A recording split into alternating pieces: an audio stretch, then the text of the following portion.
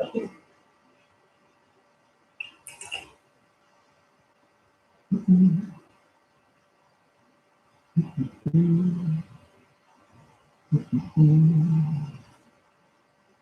we go.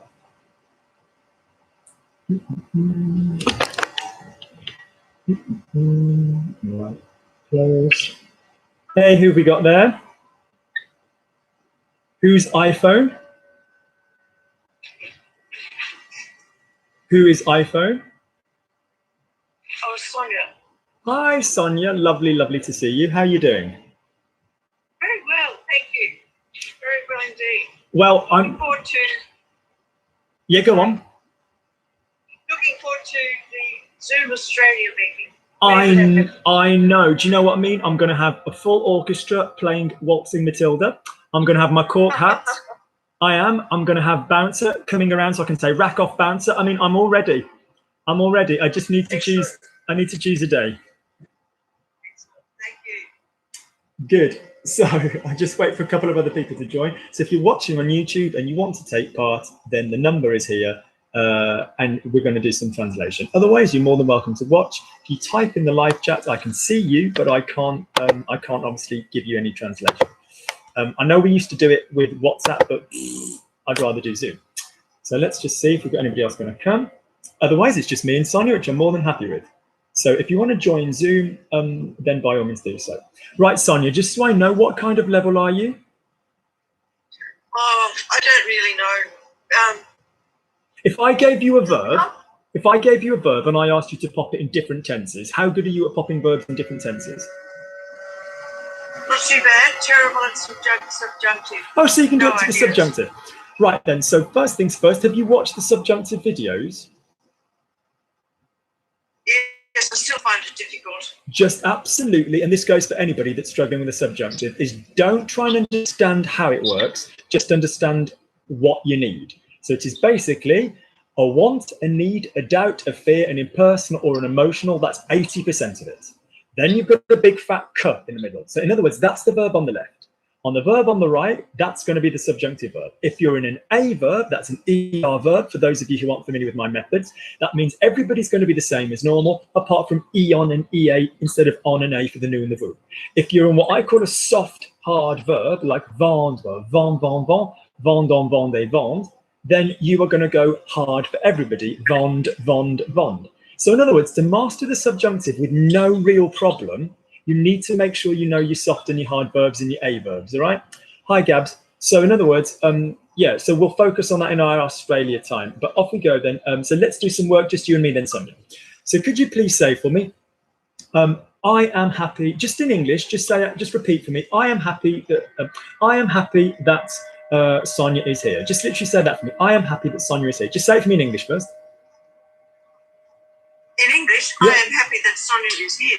Good. Now, as dumb as that sounds, on the left-hand side of the phrase, I am happy that Sonia is here, are you hearing either a want, a doubt, a need, a fear, an emotional, or an impersonal statement? Emotional. There we go. So in other words, your first one, I am happy that, is going to be normal. And only the verb on the right-hand side of the "k" that's going to change into a subjunctive. Any ideas, Sonia, what the subjunctive is the verb to be? Soit. Spot on. So instead of saying, I am happy that Sonia is here, normally, could you now just say to me, I'm happy that Sonia is here with the subjunctive? Je suis contente que Sonia soit ici. Lovely. Ici. You're translating for me, and I'm a chappie, so je suis content que Sonia soit ici, or Sonia soit là. We will often say ici or là for here. We'll still say là. Great. Lovely. Oh, Yeah. Say for me, Sonia. Say for me. She came. Just. Yeah.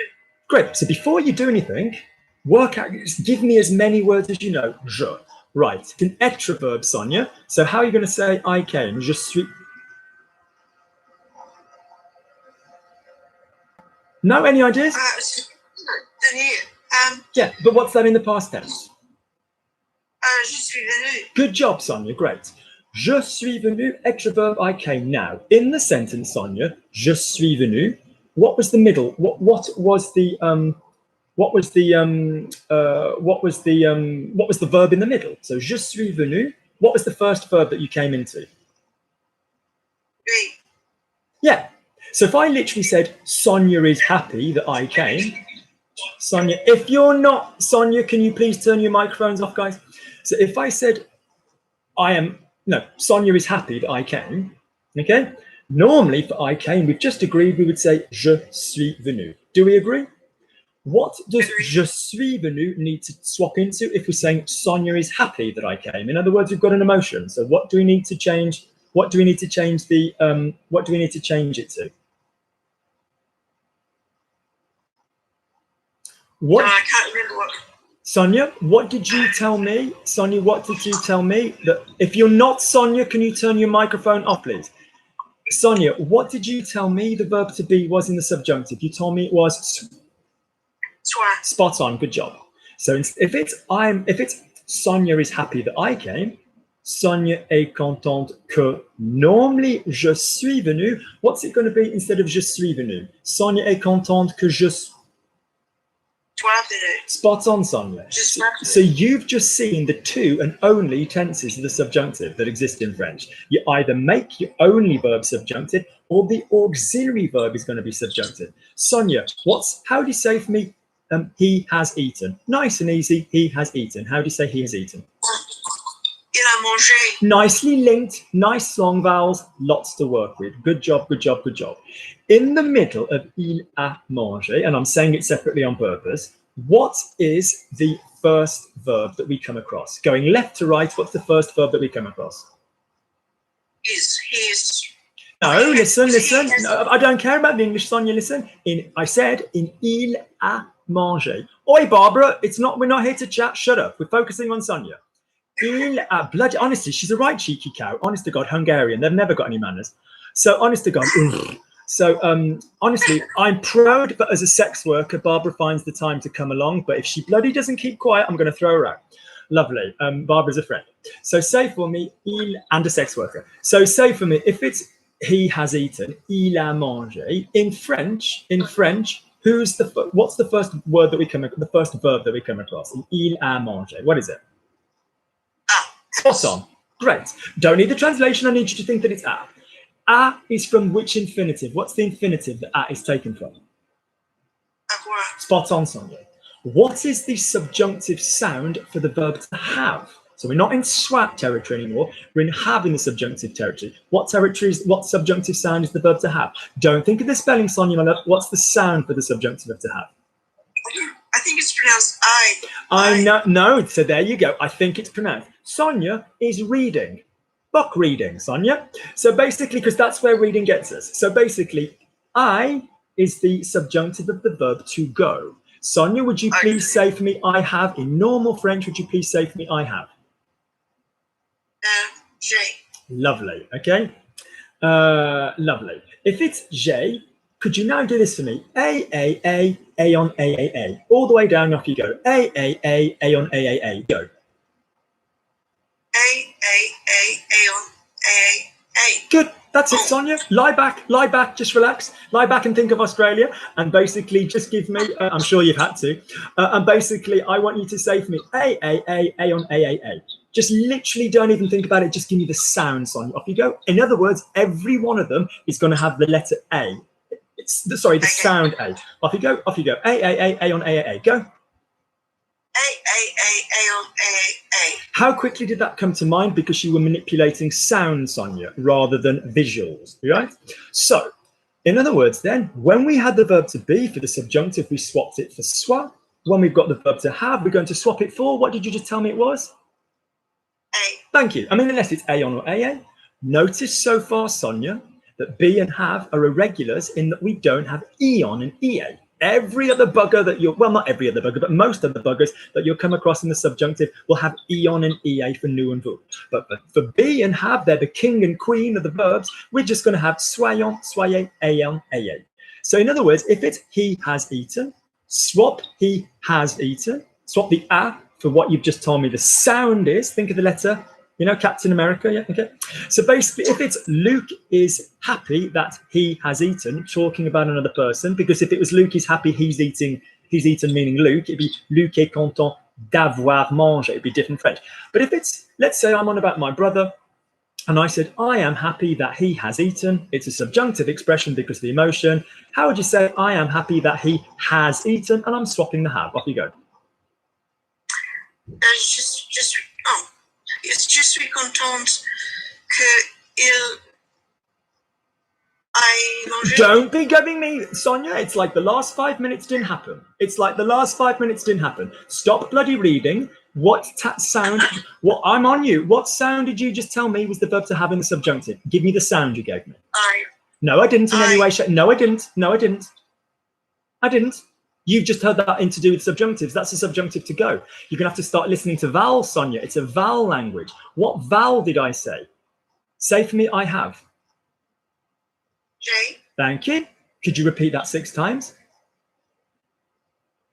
Really? J, J, J, J, J, J. You say really, you've just changed vowels on me, missus, so don't go saying really on me. J, lovely. Good. Now could you go all the way down again? Remember, Sonia, every single one is going to be A in the middle of it. Off you go. A on A. A. Brilliant. So now when I ask you to come up with the subjunctive sound of have, what's the subjunctive sound of have, please, Bob? Sorry, Sonia. A. Thank you. So instead of being je suis content qu'il a mangé, it's now going to become je suis content qu'il A manger. Say it all together for me by yourself. Je suis contente qu'il ait mangé. Good job. Now, can you never ever, I'm afraid to say it, C is a lady, K is a whore. Cut will go, and I don't mean whether a male whore or a female whore, I don't slut shame, but cut will go with everything. Qu'il, quel, quand, although we can sometimes say quelan in fancy circles. So basically, qu'il, quel, quand. Yeah, in other words, we don't say je suis content qu'il, we're going to say je suis content Qu'il. Now, if you go, so anybody can say 2 words, Sonia, say the whole sentence again. I'm happy he's eating, go. Je suis contente qu'il ait mangé. Spot on, Sonia. Excellent job. So basically, as long as in the left-hand side, you've got a want, a need, a doubt, a fear, you know, an impersonal or an emotional, and some other stuff, but that's the bulk of it. Then the first verb to the right of the word que, and I'm allowing you a bit of visual, okay? I'm allowing you a bit of visual. Je suis contente qu'il ait mangé. If it were another verb, so Sonia, what's the verb to sell? What's the verb to sell? Vendre. Nice accent. How do you say I sell? Je vends. Good, nice and soft. Je vends, tu vends, il vend, nous vendons, vous vendez. What's the hard form of vendre? Il vend. Not hard. I don't understand.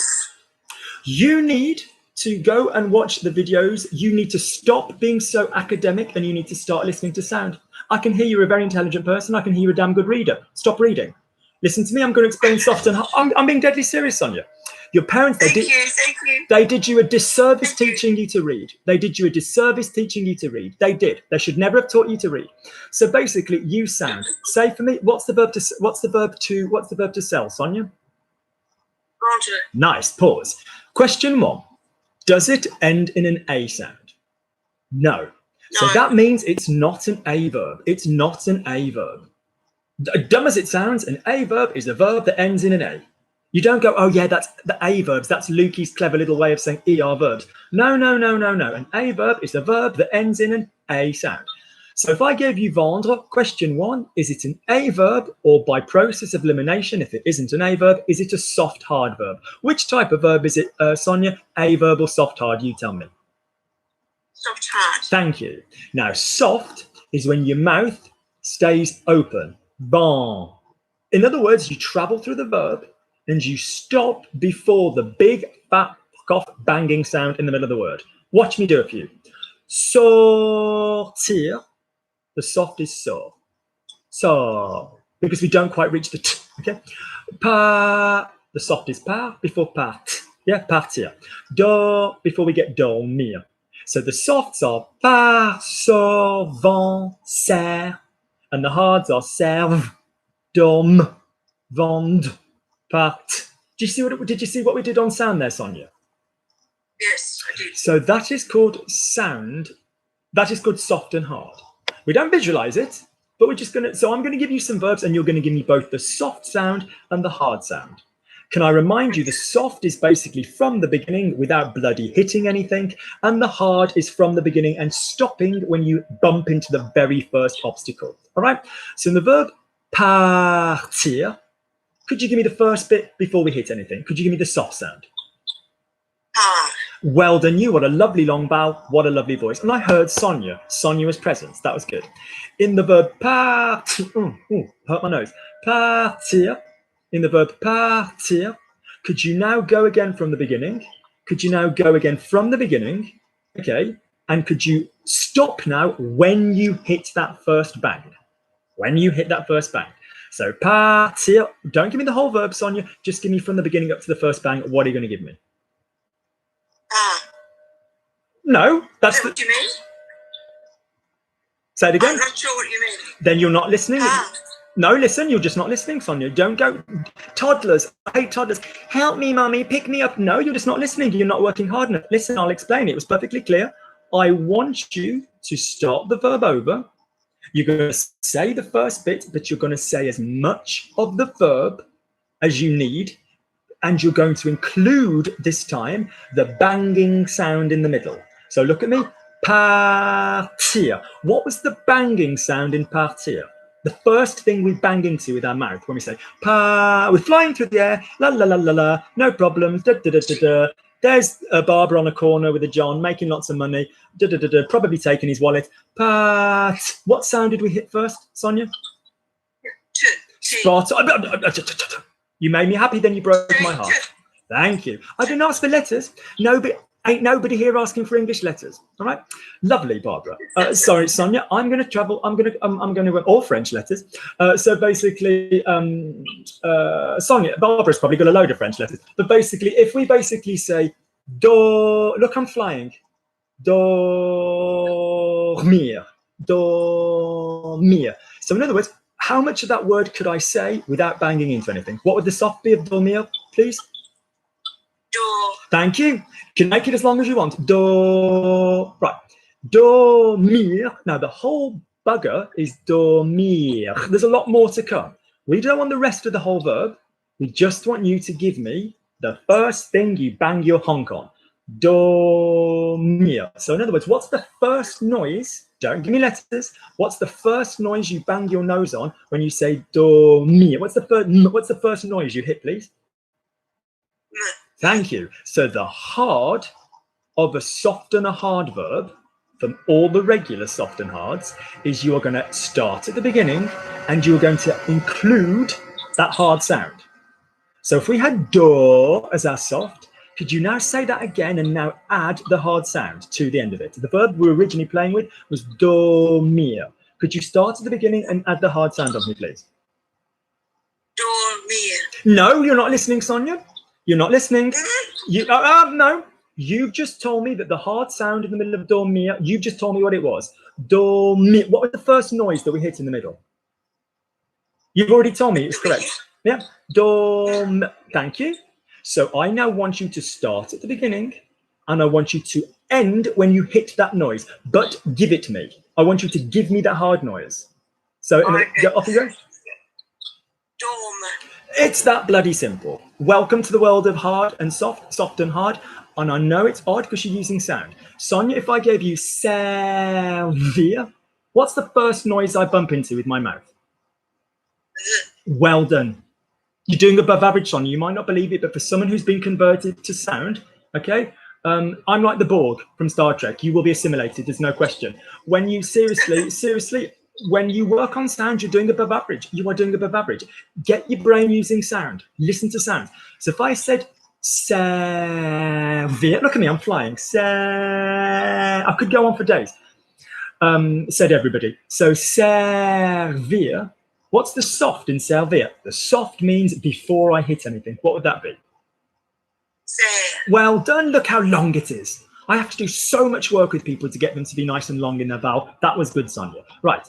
Ser. Now, I now want you to say exactly the same freaking sound, but I just want you to add that little hard bangy noise on the middle of it that you heard. Don't go visualizing the bugger. We don't need to do that. Ser. So the verb was servir. We heard what the hard sound was. So could you now take ser, and could you now add that little hard sound onto it? What would you come up with? Serve. It is that simple. So the soft and the hard is part. So from sortir, so sort. Yeah. Sonia, you're going to email me, logiclanguagelearning@gmail.com, and I'm going to send you the videos on this. And I strongly recommend I don't use these sessions as a sales pitch for the podcast, but they're half bloody price at the moment for $12.50. I go through all of these in 4 minutes and then 4 minutes of examples. So in other words, Sonia, this soft and hard crap is going to give you the subjunctive, because when you've got a soft, so who uses soft, Sonia? Who uses hard? Single person soft, plural person hard. Single person soft, plural person hard. Just think above you, if one person was above you upstairs, unless it was Gabby because she's a clumsy bitch, basically everything else is going to be je sers, tu sers, il sert. Bottom three, plural, nous servons, vous servez, ils servent. So you can hear the hard. So normal sentence, I sell, je vends. Okay, I sell, je vends, nice and soft. If I went into the subjunctive, which you're clearly clever enough to understand, soft becomes hard. So I am sad, emotion, that Gabby is selling the drugs again.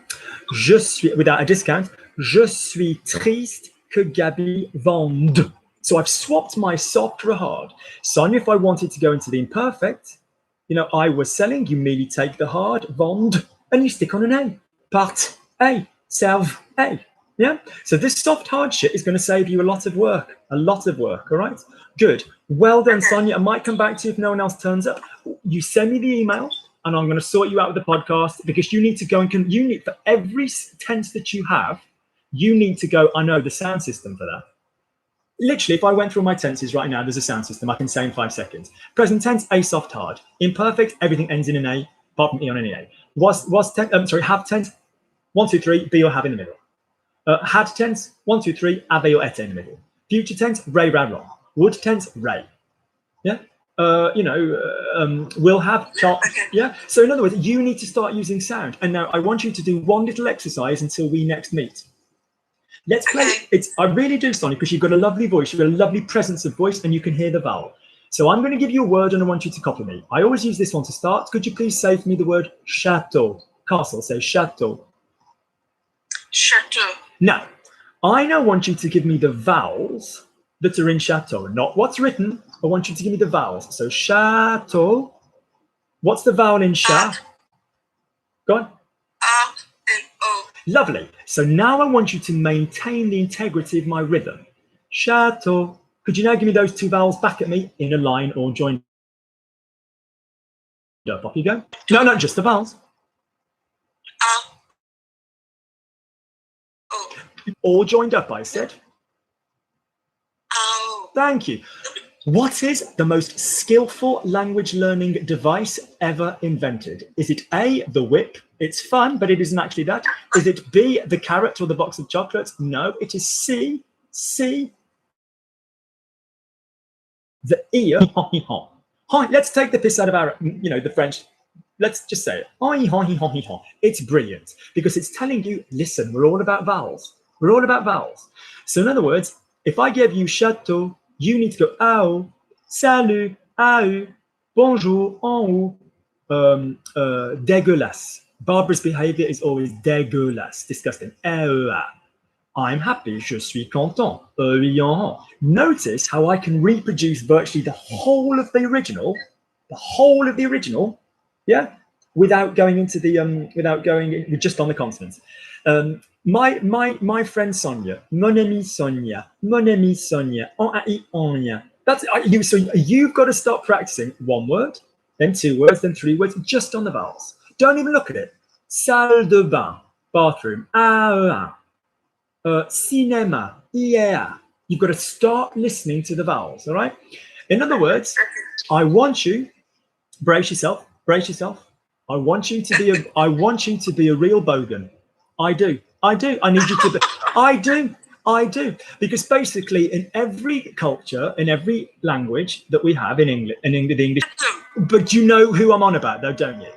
So Yes, if you look at the jokey voice that they do, like when it's like, oh, Baron Sharon, when it's like really stupid and long and all this kind of business, because they're supposed to be stupid. But if you look at the per characters, the sort of the sort of newly created Sydney bourgeoisie and all this kind of business, whatever's going on in, then whatever country you're in, accents are shorter when they're posher. We up the consonants. The same in like America. If it was like a stupid accent, it'd be like laughs like a box of chocolates. If we were in America, if we were in Britain, if we were like, my lover, yeah, a little bit West Country, like my darling, yeah. Oh, I don't know. Are you gonna come and like help me in the farm?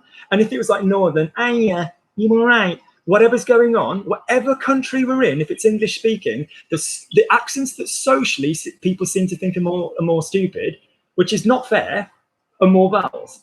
They've all got an advantage in French, though. They've all got an advantage. I need you to sing out the words. Seriously, so it's not like oui, je m'appelle Sonia. Oui, je m'appelle Sonia. Sing out the vowels for me. Je m'appelle. E-A-R. So until I meet you next time for our Aussie class, yeah, you are going to take a verb, take a word, any word at all. Think Aussie Tassie. I normally say Dover Calais, but it's a way for you to come. So just think there's a boat between Aussie and Tassie, all right? And you're thinking, I'm on the boat. I don't care about the coasts, okay? I don't care about the coast. I want to be on the boat. In all French speech, the consonant is the coast, and the vowel is the... Now, when I mean vowel, I don't mean A-E-I-O-U. I don't mean what's written. I mean the sound. So, je vais vous parler. So you then would go, so you need to convert yourself to using sound. Email me. I will send you the stuff I want you to watch before next time. You have got absolutely zero impediment to doing really well in this language. You're just caught up in all the reading. You really are, yeah? And once you just start using sound, you'll fly. You'll fly. You'll absolutely fly. Let me quickly give you something that's going to make you feel better, Sonia. How many tenses do we have in spoken French? 10. 10, really, if we ignore the passé simple, which is largely books. How many conjugations do we have for every bloody tense? 6. 6 times 10, that's 60 freaking spellings. Do you want to learn a language learning 60 spellings per verb? I don't think so. Learn it on sound, all right? Good. I might come back to you later, my love, and I'm going to go across to Calvin. Calvin? Thanks for your help. No, not at all. Okay, so email me, Calvin. Calvin, are you there? Yes, je suis ici. You're here. Lovely, lovely. So Calvin has been messaging me this week, and he was very keen to take part. Il avait hyper envie de faire partie de notre cours. So Calvin, just tell me a little bit about yourself. Where are you from? Okay, but listen now. Listen. The language of this class is English to translate into the French. Are you comfortable in English? I presume so. Yeah. Oh yes.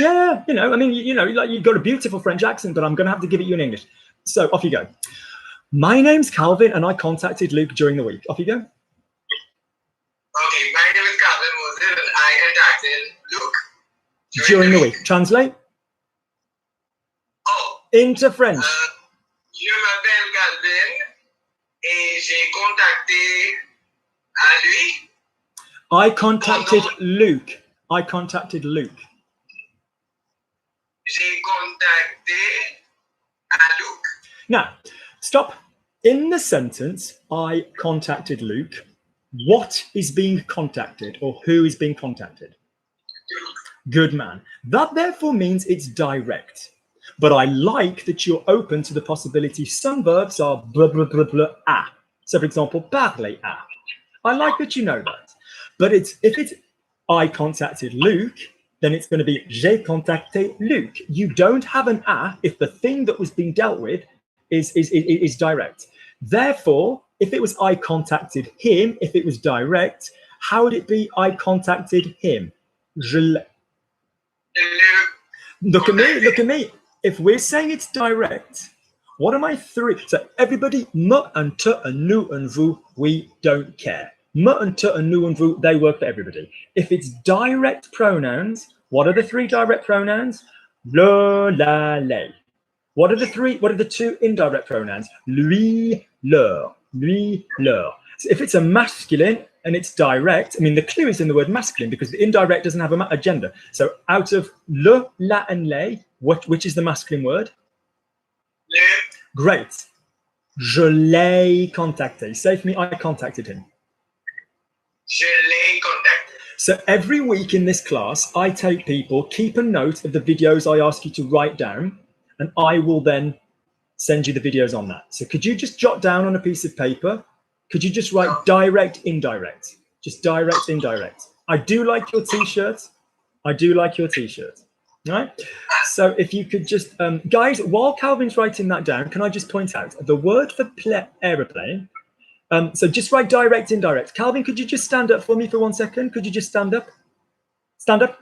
Lovely. Now, could you just show the top word? Pull your t-shirt flat so we can see the top word. Right. Good. Don't rip it. Don't damage it. Don't stretch it. Okay. Good. So basically, everybody says the word in French for airport or something like that, or anything aero is aero, l'aéroport, aéroport. We've got two vowels, aer, diphthong, split vowels, aéroport. So when you say to the airport, it's not l'aéroport, it's l'aéroport. You may sit down. Good. So say for me, I spoke. J'ai parlé. Good. Now your vowels are like Sonia. You've both got great vowels, very clear vowels. You could swallow a burger in one go. Your mouth goes, j'ai parlé. Now, it's a little bit of an accent from where you're from, and I don't want to get rid of that totally because that's really nice. And the island accents in French are as charming as they are in English. They really are cool. We don't want to get rid of that totally, but we want you to be able to understand when we speak. And we don't say j'ai parlé, we say j'ai parlé.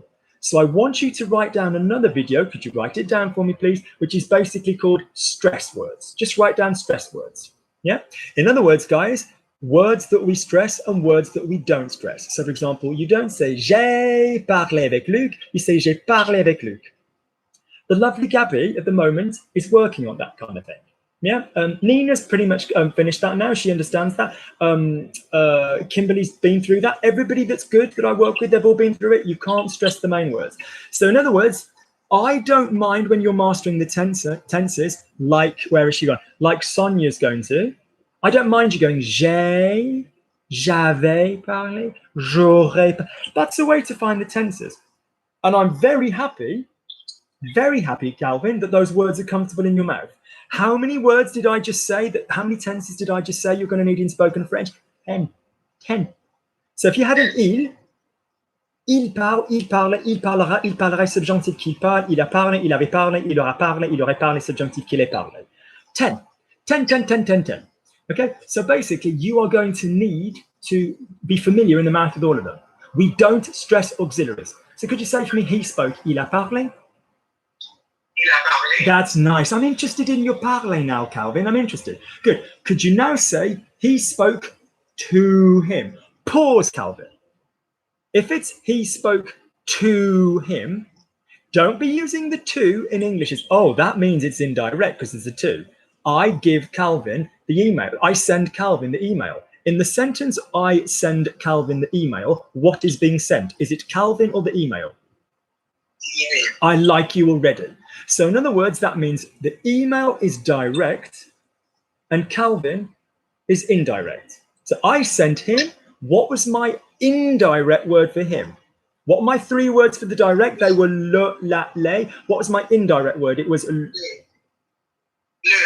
That was the plural, good man. And what was the singular? Le. No, that's the saying. Here's a really big hint for anybody that wants to get on my right side. Saying a word a second time is not going to make it any more correct. I tell you that I tell you that right away. Are you there, Calvin? I can't hear you. Yes, I'm here. Yeah, that's it, right. Okay. So basically, so in other words, could you please give me the two indirect words, lui and leur? Off you go, lui and leur. Lui and leur. Your accent is beautiful. We just need to get you doing the grammar. So if I'm saying lui and leur, which one of those bad boys do I use for a singular and which one do I use for plural? Which one is the singular out of lui and leur? Lui is singular. Thank you. So if I'm saying he spoke, il a parlé, give me he spoke to him. Il lui a parlé. Il lui a parlé. Good. Good. Could you please say for me, I spoke to him. I told him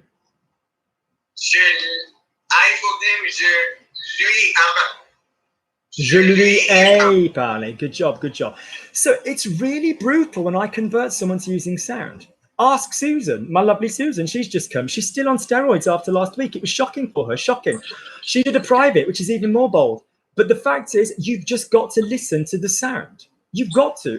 You have to break someone away from the crap that they've been doing. So in other words, Sonia's learning all the tenses, and I'm now saying, fine, we could go through any one of those tenses, and we could pop a le or a lui. Some verbs you can only do one. So Calvin, if I said, let's see how many of them you can do, Calvin. So could you please say for me, he speaks? Il parle. Say it together like it's one sentence, not two separate creatures. Thank you. Il parle. Could you say for me, he has spoken? Il a parlé. Stop saying it like it's three separate things. Put it together. Il a parlé. Could you say for me, he had spoken? Il avait parlé. Great. He will have spoken. Il parlerait. No. Listen. Number one, that's he would speak, or he will speak is il parlera. Remember, re, ra, ron. It's going to rhyme with the have. How do you say he has? Il. Thank you. So he will is going to rhyme with the have. Il parlera. But as Susan will go, oh, yeah. Is it will, would, or is it will have, would have? Am I saying that often contracted to would have or will have? So in other words, it's not il parlera, il parlerait, it's il aura parlé, il aurait parlé. Great. So in other words, we've got il parle, il parle, il parlera, il parlerait, subjunctive qu'il parle. Il aura parlé, il aurait parlé, il a parlé, il avait parlé, subjunctive qu'il ait parlé. As Sonia will tell you for the subjunctive. So any one of those 10 bastards, I could pop a le in or a lui in. Not on all verbs, but in speak, because I could speak to him or I could speak it. So your job is to watch the videos on pronouns, Calvin, and then can you also write down the video game, the game? Could you just write down the game? Yeah. So what you're going to do for next time is you're going to learn the tenses on the sound system, and then you're going to go through them again, and you're going to add in a pronoun. So I could do this. Il parle, il a parlé, il... What am I doing? Il parle, il parle, il parlera, il parlerait, subjunctive qui parle. Il a parlé, il avait parlé, il aura parlé, il aurait parlé, subjunctive qu'il ait parlé. And then I pop in a le. Il l'a parlé, il l'avait parlé, il l'aura parlé, il l'aurait parlé, subjunctive qu'il l'ait parlé. You know, whatever verb I'm in, or I could do a lui. Il lui a parlé, il lui parle. Wherever we're going, the pronoun doesn't move. Okay, the pronoun doesn't move if we don't have an infinitive. Good. So you know what you've got to be working on. Use this lovely rich voice you've got, Calvin, which is really nice. You've got a lovely long vowel. So don't go long vowel, stop, have a cigarette. Long vowel on the next word, stop, have a cigarette. Practice joining it all together because you're going to get a lot of grammar done very quickly, you guys, and you want it to be comfortable in your mouth. Yeah, we don't want to do what Sonia did, which is I'm going to sit and wait until I'm ready to speak. Start the sentence. Good. So you've got some work to do for next time. I'm going to send you those videos. I strongly, again, and I don't mean this as a sales pitch. I don't. There's so much free content there, and all of it's on the videos, but it's quite lengthy on the videos. And the podcasts go through this in what I call no more than 4. All right? Good. Lovely. Calvin, I might come back to you, but I'm going to do somebody else. Is my Susan there? Susan? Thank you.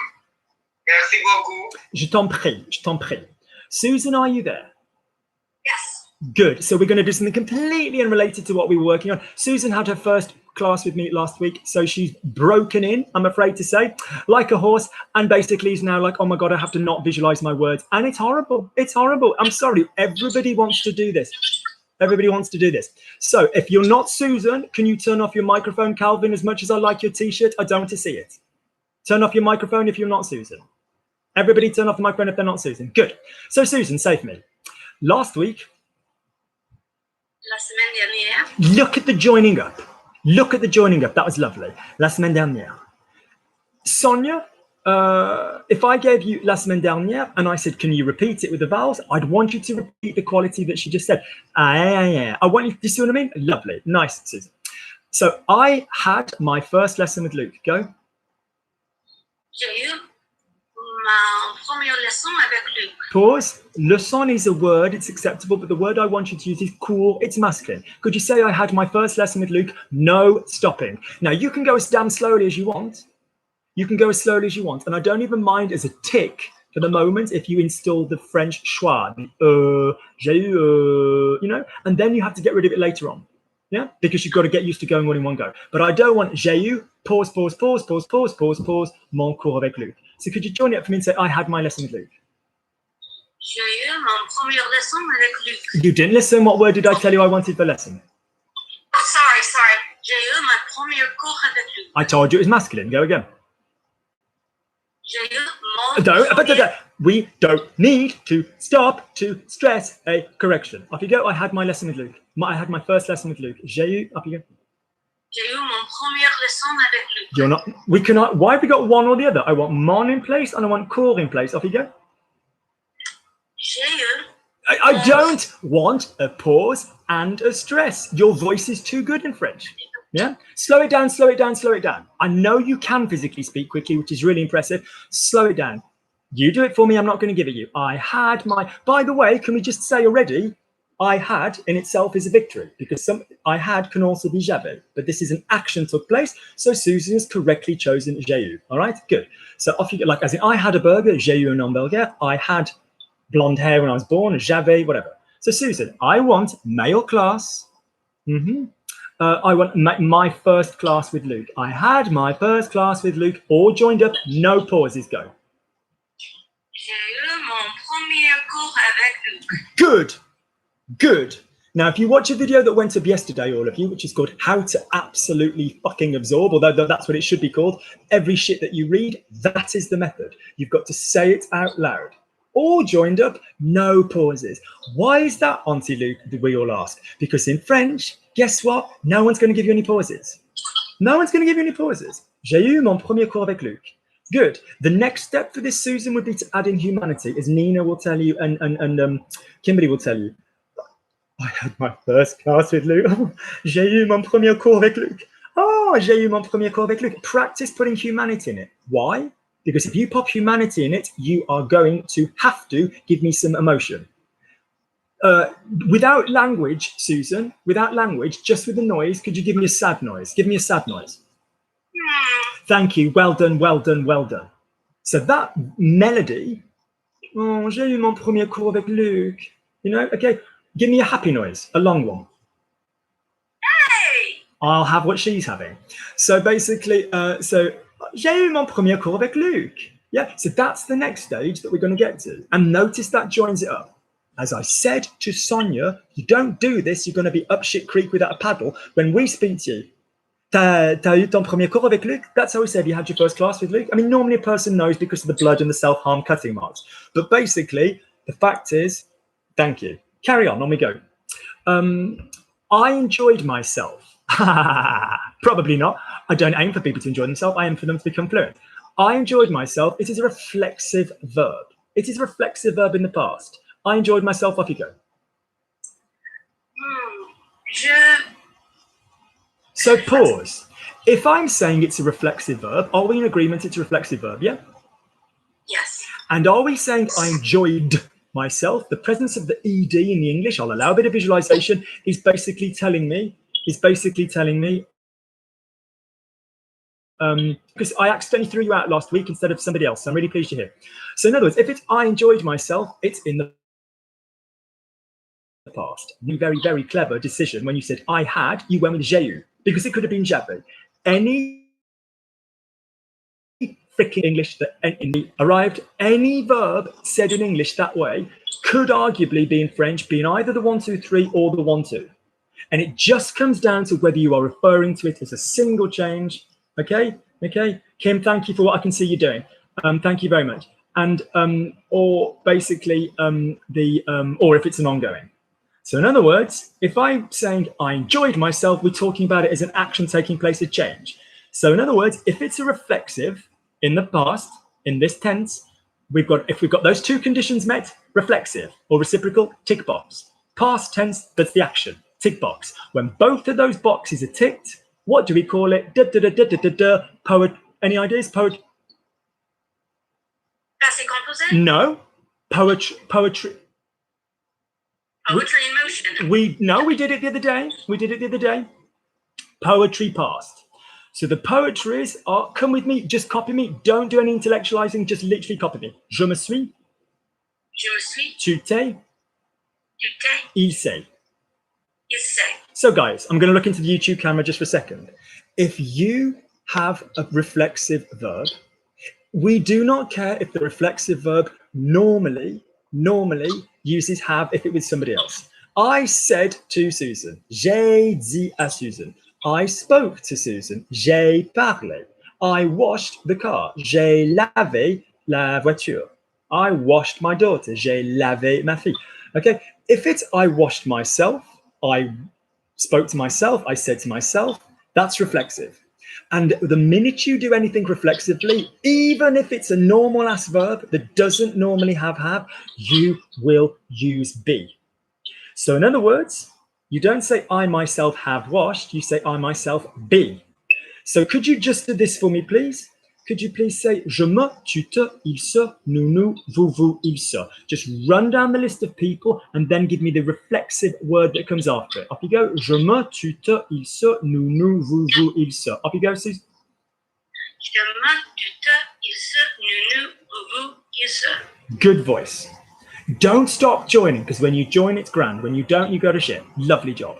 Now I want you to acknowledge this. What verb, let's see who listens. What verb did we say we're going to use as the auxiliary in the poetry past? It's called poetry because it means the poetry, like the words you're going to stick together, just remember them, and then the past word. What auxiliary verb do we have in the poetry past? Was it avoir or être? Être. Someone listens. Good. So basically, could you just for me on its own just say je suis, tu es, il est, nous sommes, vous êtes, ils sont? Je suis, tu es, je suis, tu es, il est, nous sommes, vous êtes, ils sont. That's joining, Sonia. Hear it? Good. So now, could you put it together? Je me suis, tu t'es, il s'est. Off you go. Je me suis, tu t'es, il s'est. So what are we talking about? We're talking about a combo of the person, the reflexive pronoun or the reciprocal pronoun, and the verb to be. Je me suis, tu t'es. A careful, attends. That's like a hybrid of attention and careful. Careful, guys, because tu te and il se are completely legitimate. In other tenses. Okay, so basically, je me suis, tu t'es, il s'est. Do that for me. Je me suis, tu t'es, il s'est. Good. Now, lovely. Same as with Calvin, we're stressing the auxiliary at the moment, but when we get into being confident, which for you is a matter of a week, you're just going to have to say that without the stress. You're going to have to go, je me suis, tu t'es, il s'est, because we're going to go into the next verb. So this technique was called, Susan, poetry. Well done, that's listening. The more you force your ass to listen, the easier all of this will become. I know it's brutal, but I'm saying listen to sound. Turn off the overthinking, turn off the white noise, turn off the shit, just listen. Good. So, je me suis, tu t'es, il s'est. Poetry past. In the verb to amuse yourself, what is the reflexive verb to amuse yourself? It is s'amuser. Lovely jubbly. What's the verb we can hear in the middle of s'amuser? In other words, if I got rid of this bit, what am I left with? Amuser. Great. What kind of a verb, Sonia, if you were listening, amuser, is it an a verb or a soft hard verb? An a verb. So the only a verb I can think off the top of my head, which is a bit different, which isn't an a in the past, would be fiché, fichu. But most of the things, unless I can think of any exceptions, manger, j'ai mangé, danser, j'ai dansé, couper, il a coupé, whatever, baiser, il a baisé, whatever's going on, all right? So what's the poetry? That means the three words, the reflexive and the verb to be. What's the poetry for myself? Je me suis. And what's the past tense of the verb amuser? It sounds exactly the same. It's going to be je me suis. Je me suis amusé. Lovely. And let's be advanced from the get-go. Je me suis amusé. Je me suis amusé. Good. So in other words, I enjoyed myself. Je me suis amusé. Reflexive past. Tu t'es amusé. Il s'est amusé. Nous nous sommes amusés. Vous vous êtes amusés. Ils se sont amusés. For once, I'm going to write. Okay? Watch. All right? So,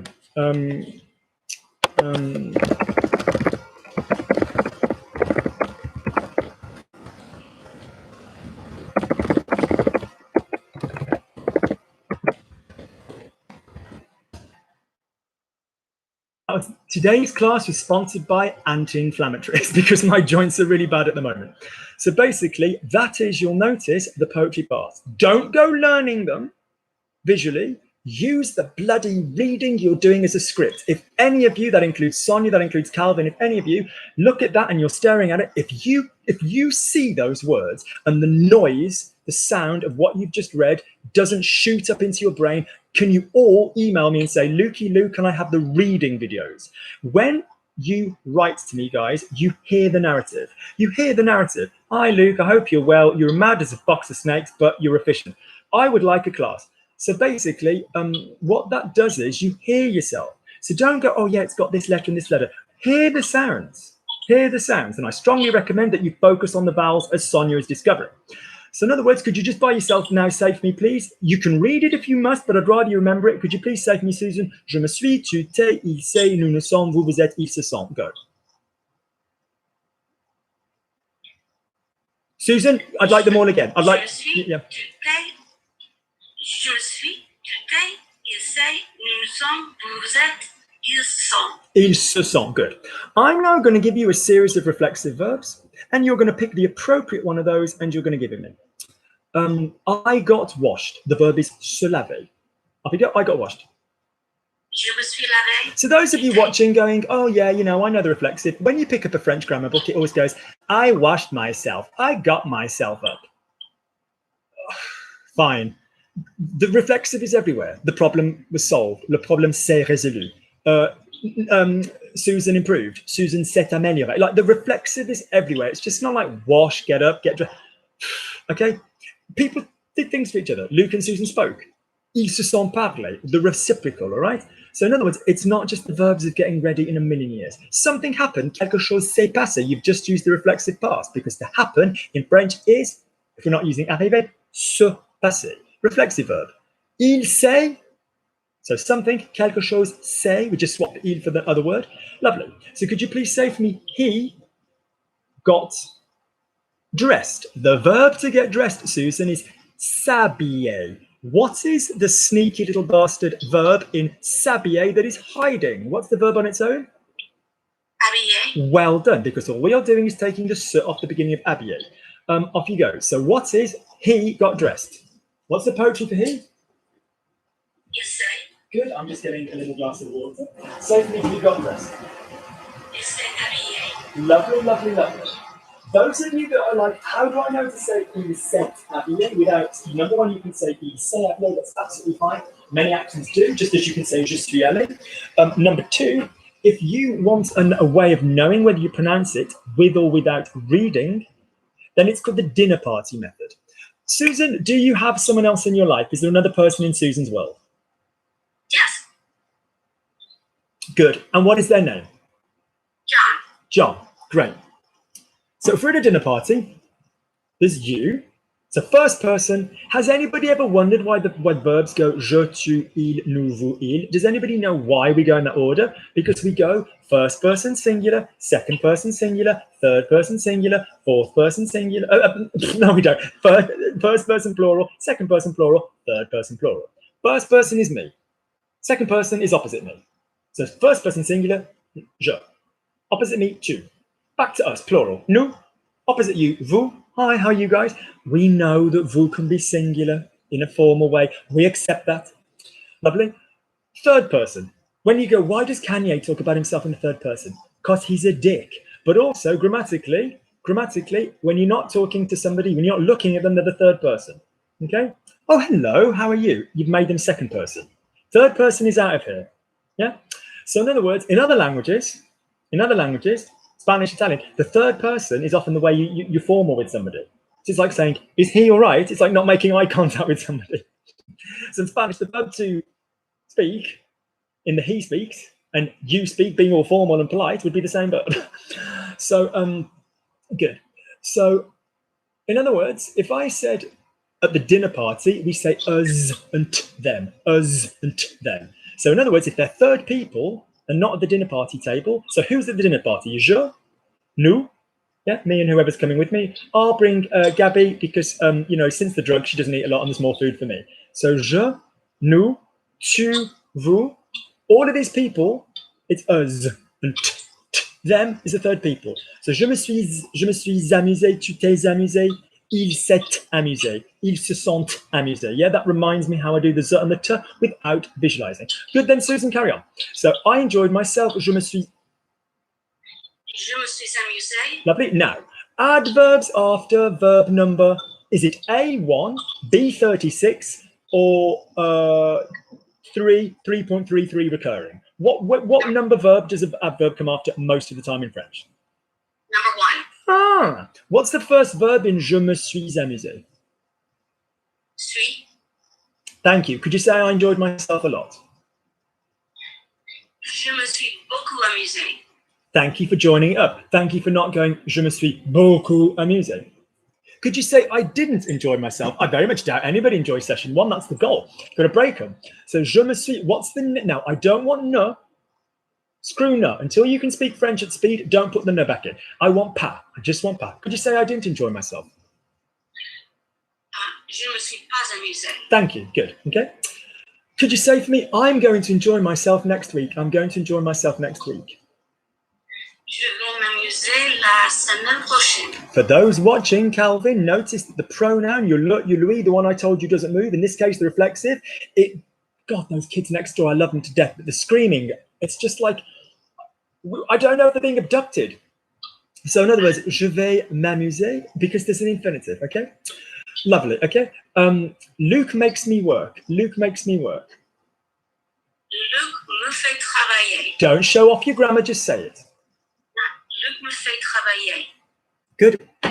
Luc me fait travailler. So you already, Susan, don't think, oh, but that's just cherry on the cake. No, already you're a candidate. Also, can you please email me and can you say, Luke, can I have a video on which verbs to stress?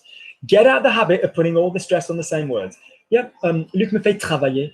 Could you please say for me 1 second? Hold your ears. Can we stop the screaming? Cheers. Good. Love them. Give them food. Give them gifts at Halloween. You know, whatever. I've organised a husband for one of them. She's 13, so any day now. But the fact is, I don't want them screaming. So in other words, and they've got a massive garden. These houses got a massive garden, so it's like she's got everything to play in.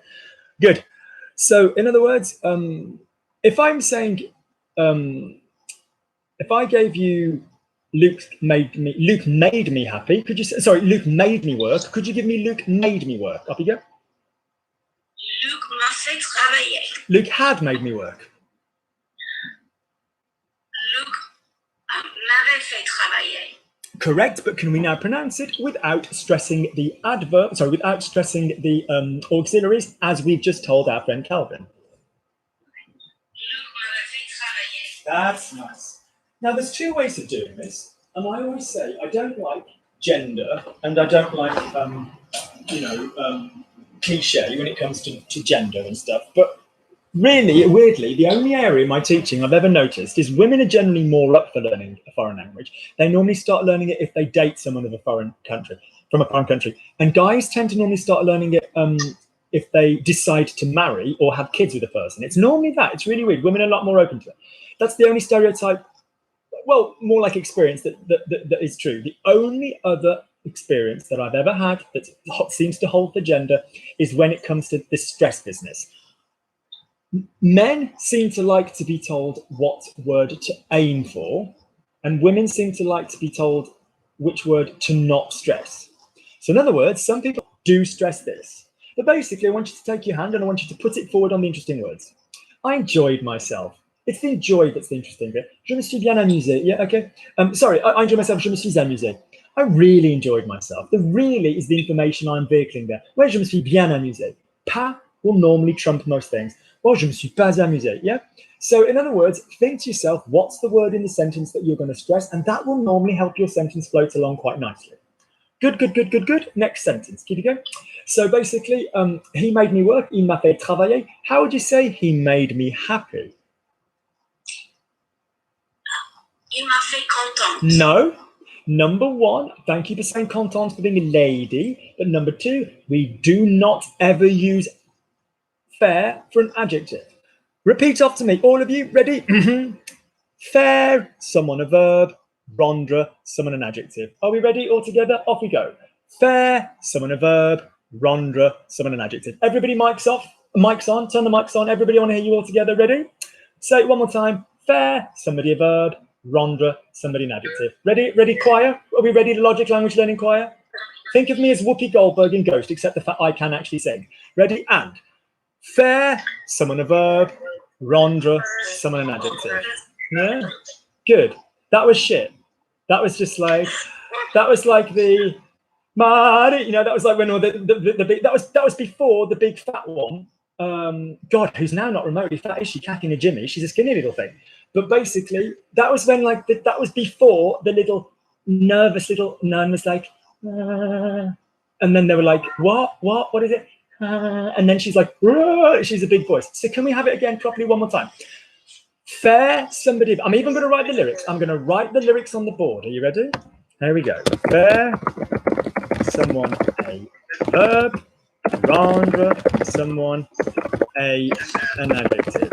Okay, or else I will have you. Right, so ready? Ready? So off you go. The lyrics are on the YouTube. Faire, someone a verb. Rendre, someone an adjective. Ready? Good. Now, so everybody microphones off. Everybody microphones off. Everybody microphones off. Okay. Good. Now, everybody microphones off. Until apart from Susan. Right. Susan. Are you there? Yes. Good. Yes. So if everybody's microphone was off, I would see Susan on the board. I don't see Susan on the board. So Susan, speak to me. Susan, speak to me. Hello. Thank you. It's back on Susan. Right. So, in other words, what verb do we use if we're making somebody an adjective? I should bloody well hope so.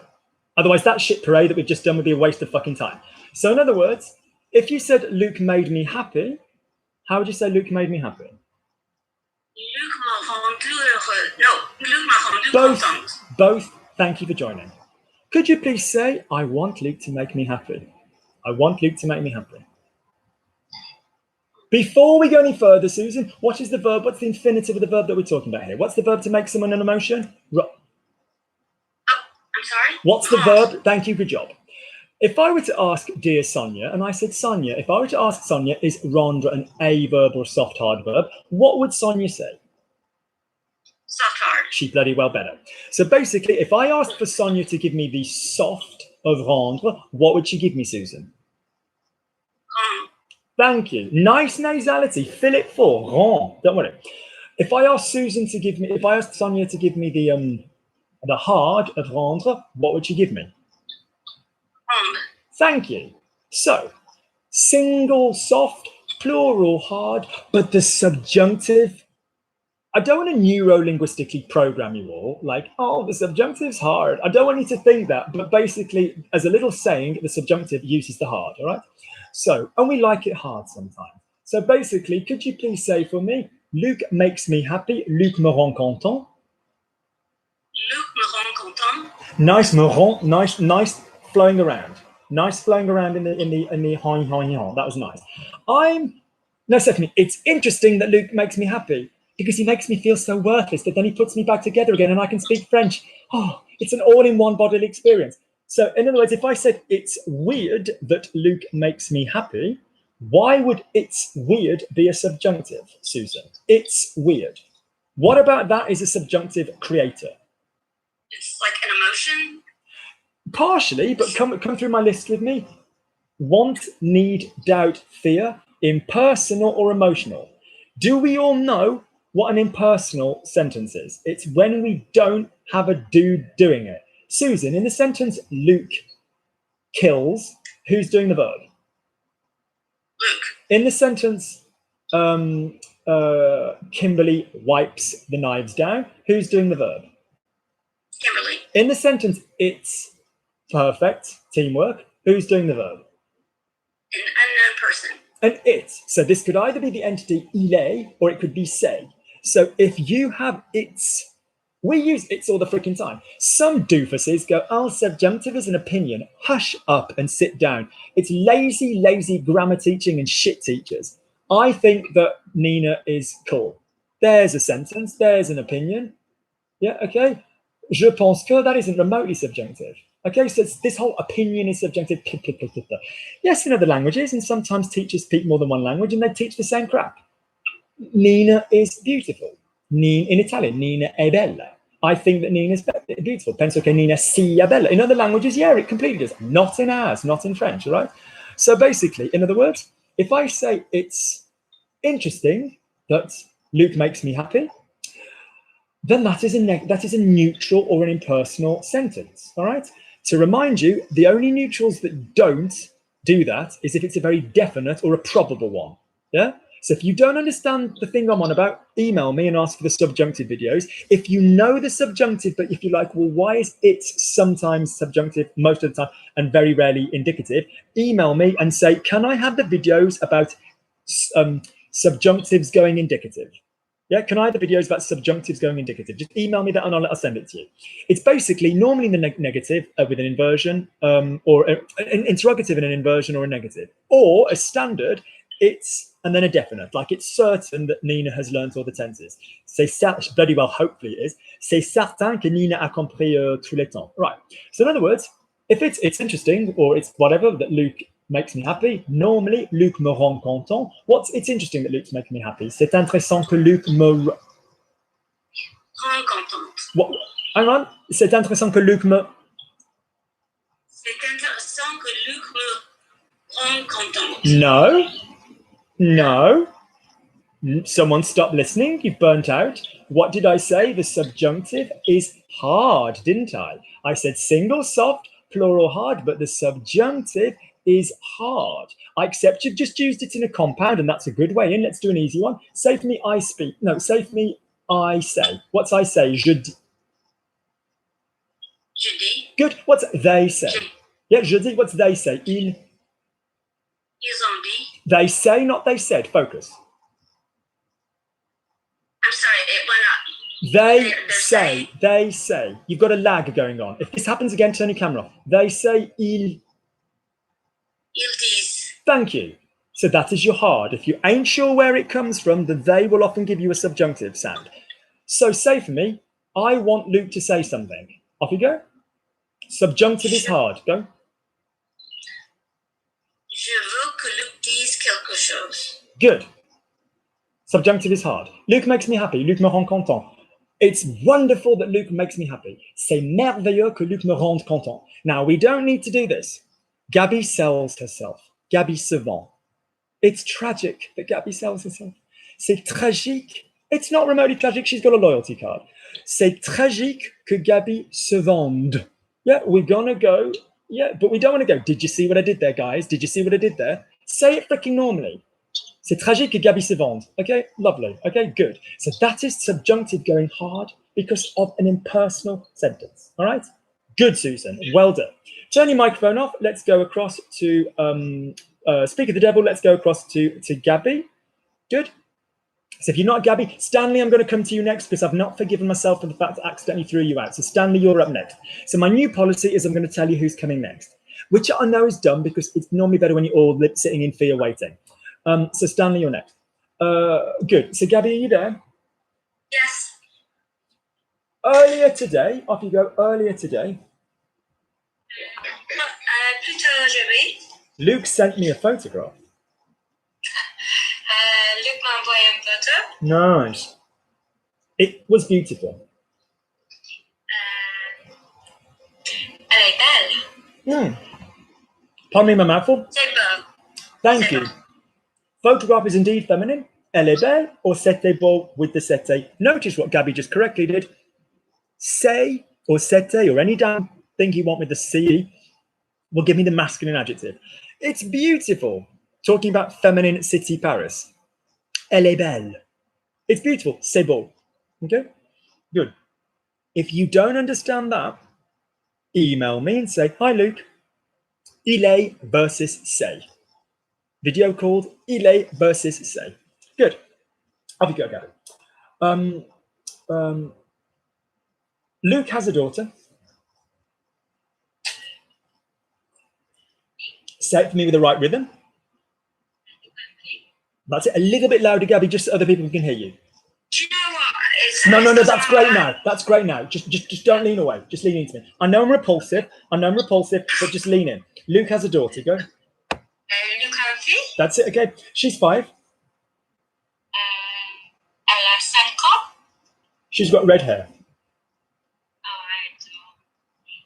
Elle a les cheveux rouges. That would be pillar box red. It's not far off, but it's the color for red for hair is roux.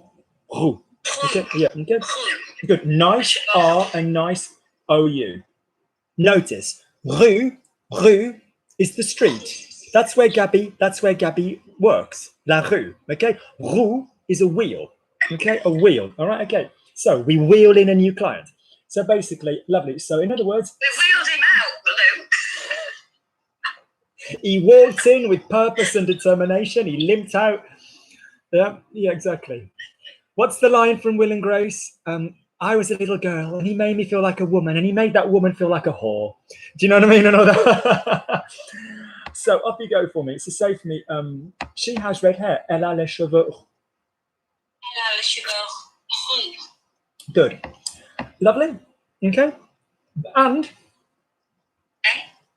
listen to the impersonal sentence. It's sad that we have a different color. It's sad that we have a different color. Gabby, normally, what is we have? What is it's sad? Is that an impersonal sentence? Lovely. What is the subjunctive for have? C'est triste que nous...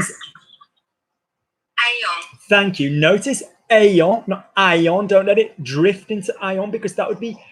Well, the subjunctive of go is actually I, allions, allié, I. It's a weird bugger. It's not I for all of them. If you read them like Sonia wanted to, they all start AI. They all start AI. Subjunctive, que j'ai, que tu es, qu'il est, que nous ayons, que vous ayez, qu'ils aient. Apart from the nu and the vous, which are AY, the rest of them are AI. AIE, AIES, AIT, AIENT. And the go is AILLE, AILLES, AILLE, AILLENT. But we don't want to be reading that, okay? Because they're pronounced differently. So say for me, it's sad that we have a different color. C'est triste que nous ayons, off you go. C'est juste que nous ayons le couleur différent. Une couleur différente. Une couleur différente. Okay, but today, she will be happy. I think she will. Elle va... She will be. She will be. Elle sera contente. I cut my hair. Now, reflexive verb. Why is it reflexive, you will ask? Because I myself cut the hair. Okay? It's not me cutting myself. If you cut yourself, you get... number one, you fucking stop. And number two, you get help. All right? We don't allow that. I'll bloody be mean to you. Don't be mean to yourselves. So basically, if it's I cut my hair, you say I cut myself the hair. Now, strictly speaking, this should be causative. It should be I got my hair cut. Je me suis fait couper les cheveux. Only because it's lockdown, I did cut my own hair. So could you basically say I cut my hair? Je me suis coupé. Je me suis coupé les cheveux. No, I didn't cut myself the horses. Don't read it, Gabby. Les cheveux. Thank you. Go again. Je me suis coupé les cheveux. What Gabby just did is known as muscle memory. Your mouth is going to go, that's very bloody similar to something else I've said. J'ai parlé, j'avais parlé, j'aurais parlé, j'aurais... They all sound so sodding similar. Don't give yourself a hard time. That's my job and my pleasure. Don't give yourself a hard time. Don't give yourself a hard time about the fact that something else felt good in your mouth. Don't you agree, Gabby? There's no need to feel guilty. If something feels good in your mouth, it feels good in your mouth. In other words, don't give yourself a hard time that you're saying these things and that sounds correct. It is correct French. Chevaux is beautiful French for horses. So it's great that your mouth is familiar with it, but it's not what we want now. Lovely. So say for me, I cut my hair. Je me suis coupé les cheveux. Je me suis coupé les cheveux. No. I chose the same color as hair. To be fair, to dye a hair a color rather than bleach is décolorer, is the bleach, and teinter. It's only temporary, it's only for about a week, but I've decided, bit of fun for Corona, I've dyed it. It's got Olaplex on it. If ever you dye your hair, put Olaplex on afterwards because it repairs the hair. So I've dyed my hair the same color as my daughter. Lovely. Sometimes she watches this, but on YouTube, so there's every possibility she now knows. Lovely. So say to me, I've dyed my hair. Je me suis teinté les cheveux. Je me suis teinté les cheveux. Now watch. Gabby is about to attempt something slightly interesting. Gabby, say to me, I got washed. Je suis lavé. Lovely. As we were just saying, how would you say so? In other words, as we were just teaching Susan about the reflexive poetry past, Auntie Lukey said all verbs in the reflexive are going to be the verb to be. In any of the tenses. Gabby, how would you say I had got washed?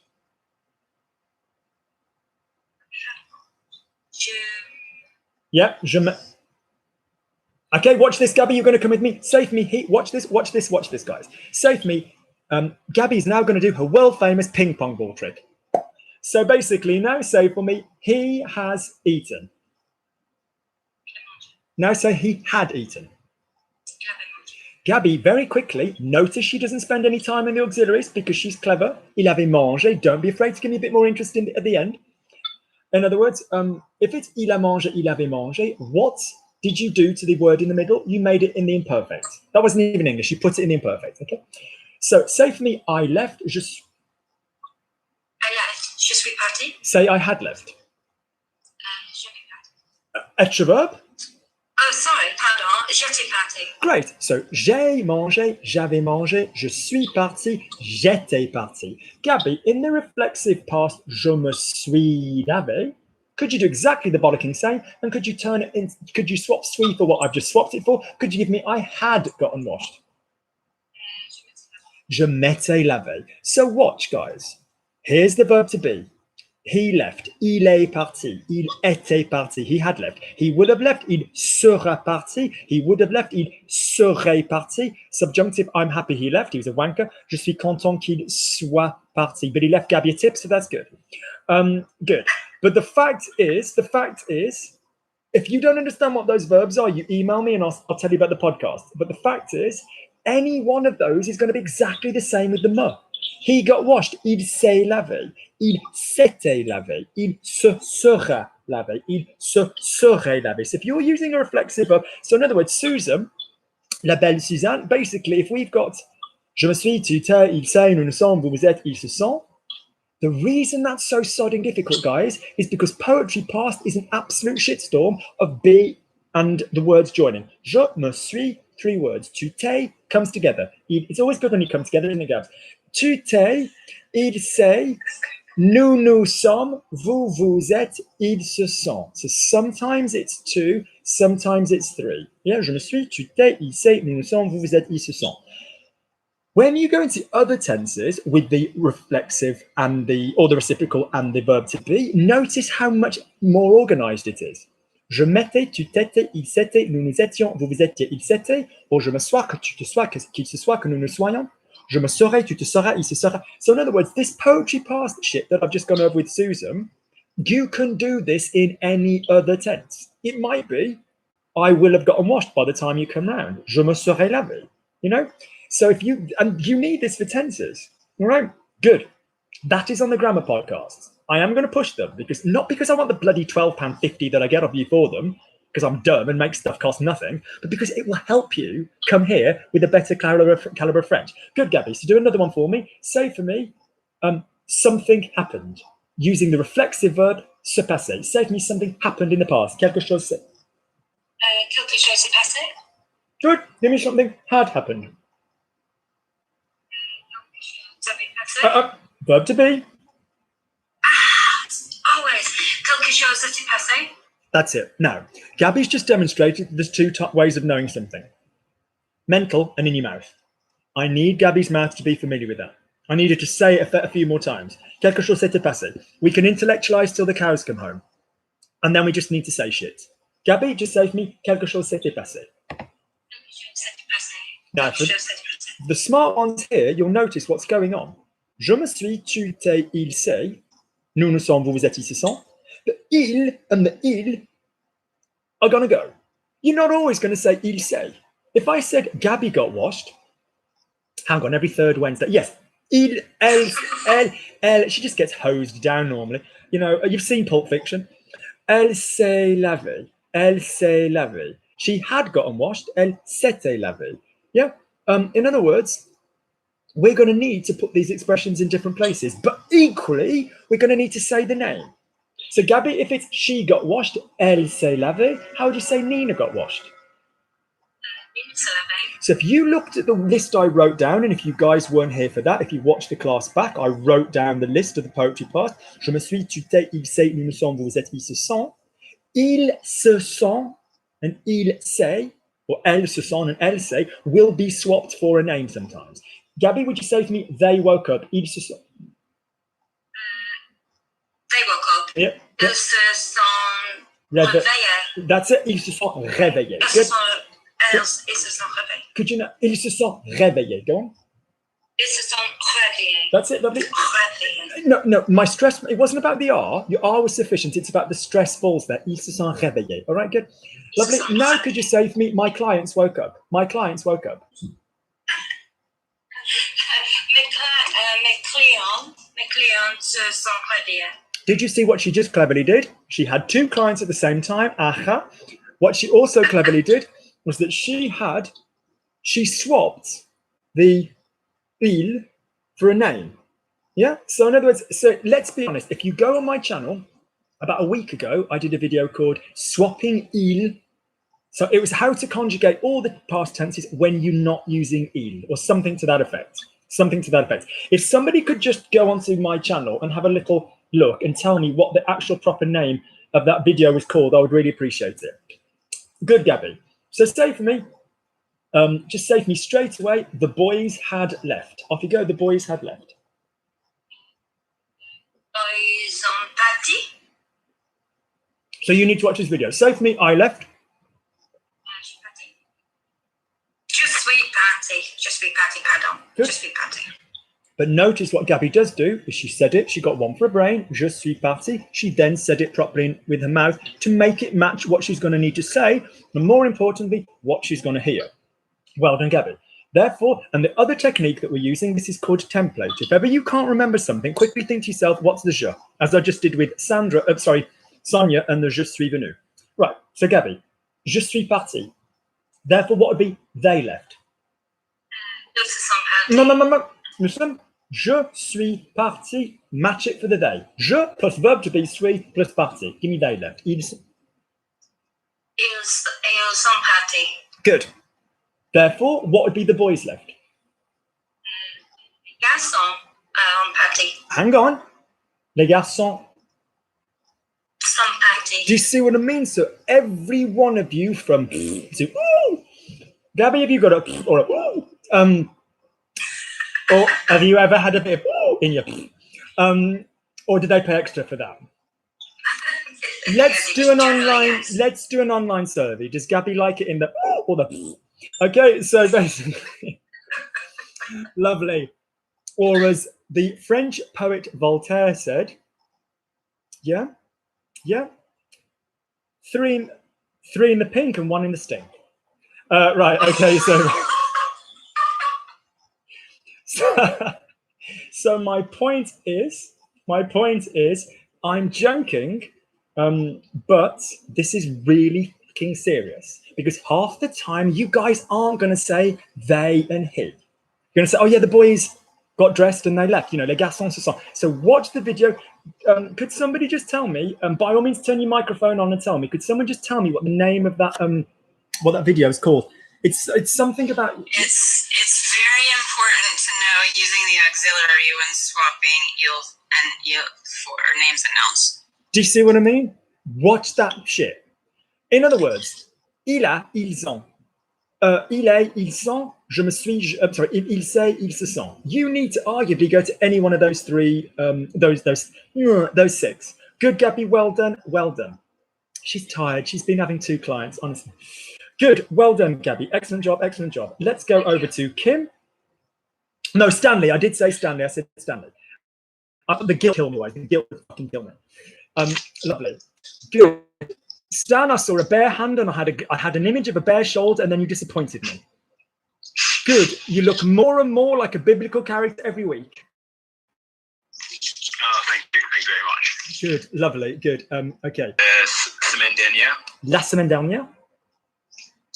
Go on. La semaine dernière. Whole thing. Je suis venu la semaine dernière. Good. So Stanley has basically worked his way through the videos now a little bit. He's worked his way through the podcast. He's getting good at tenses. Practice putting shit together. It's not an exam where you basically go, I know that one and I know that one.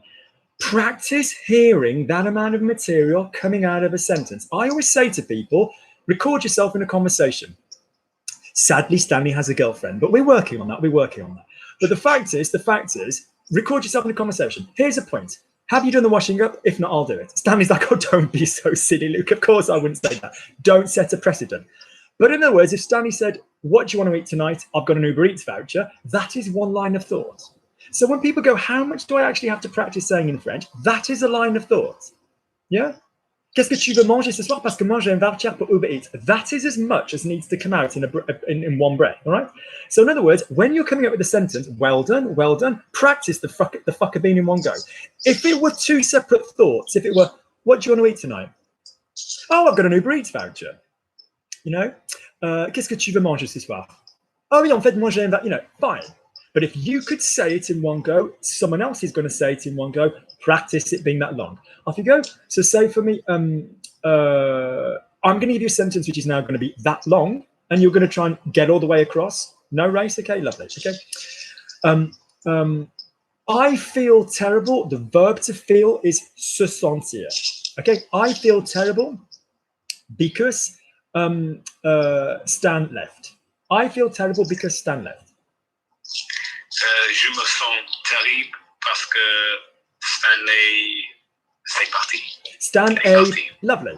Now, good. First things first. Je me sens. Notice he conjugated the poetry. He conjugated the soft hard of the reflexive verb.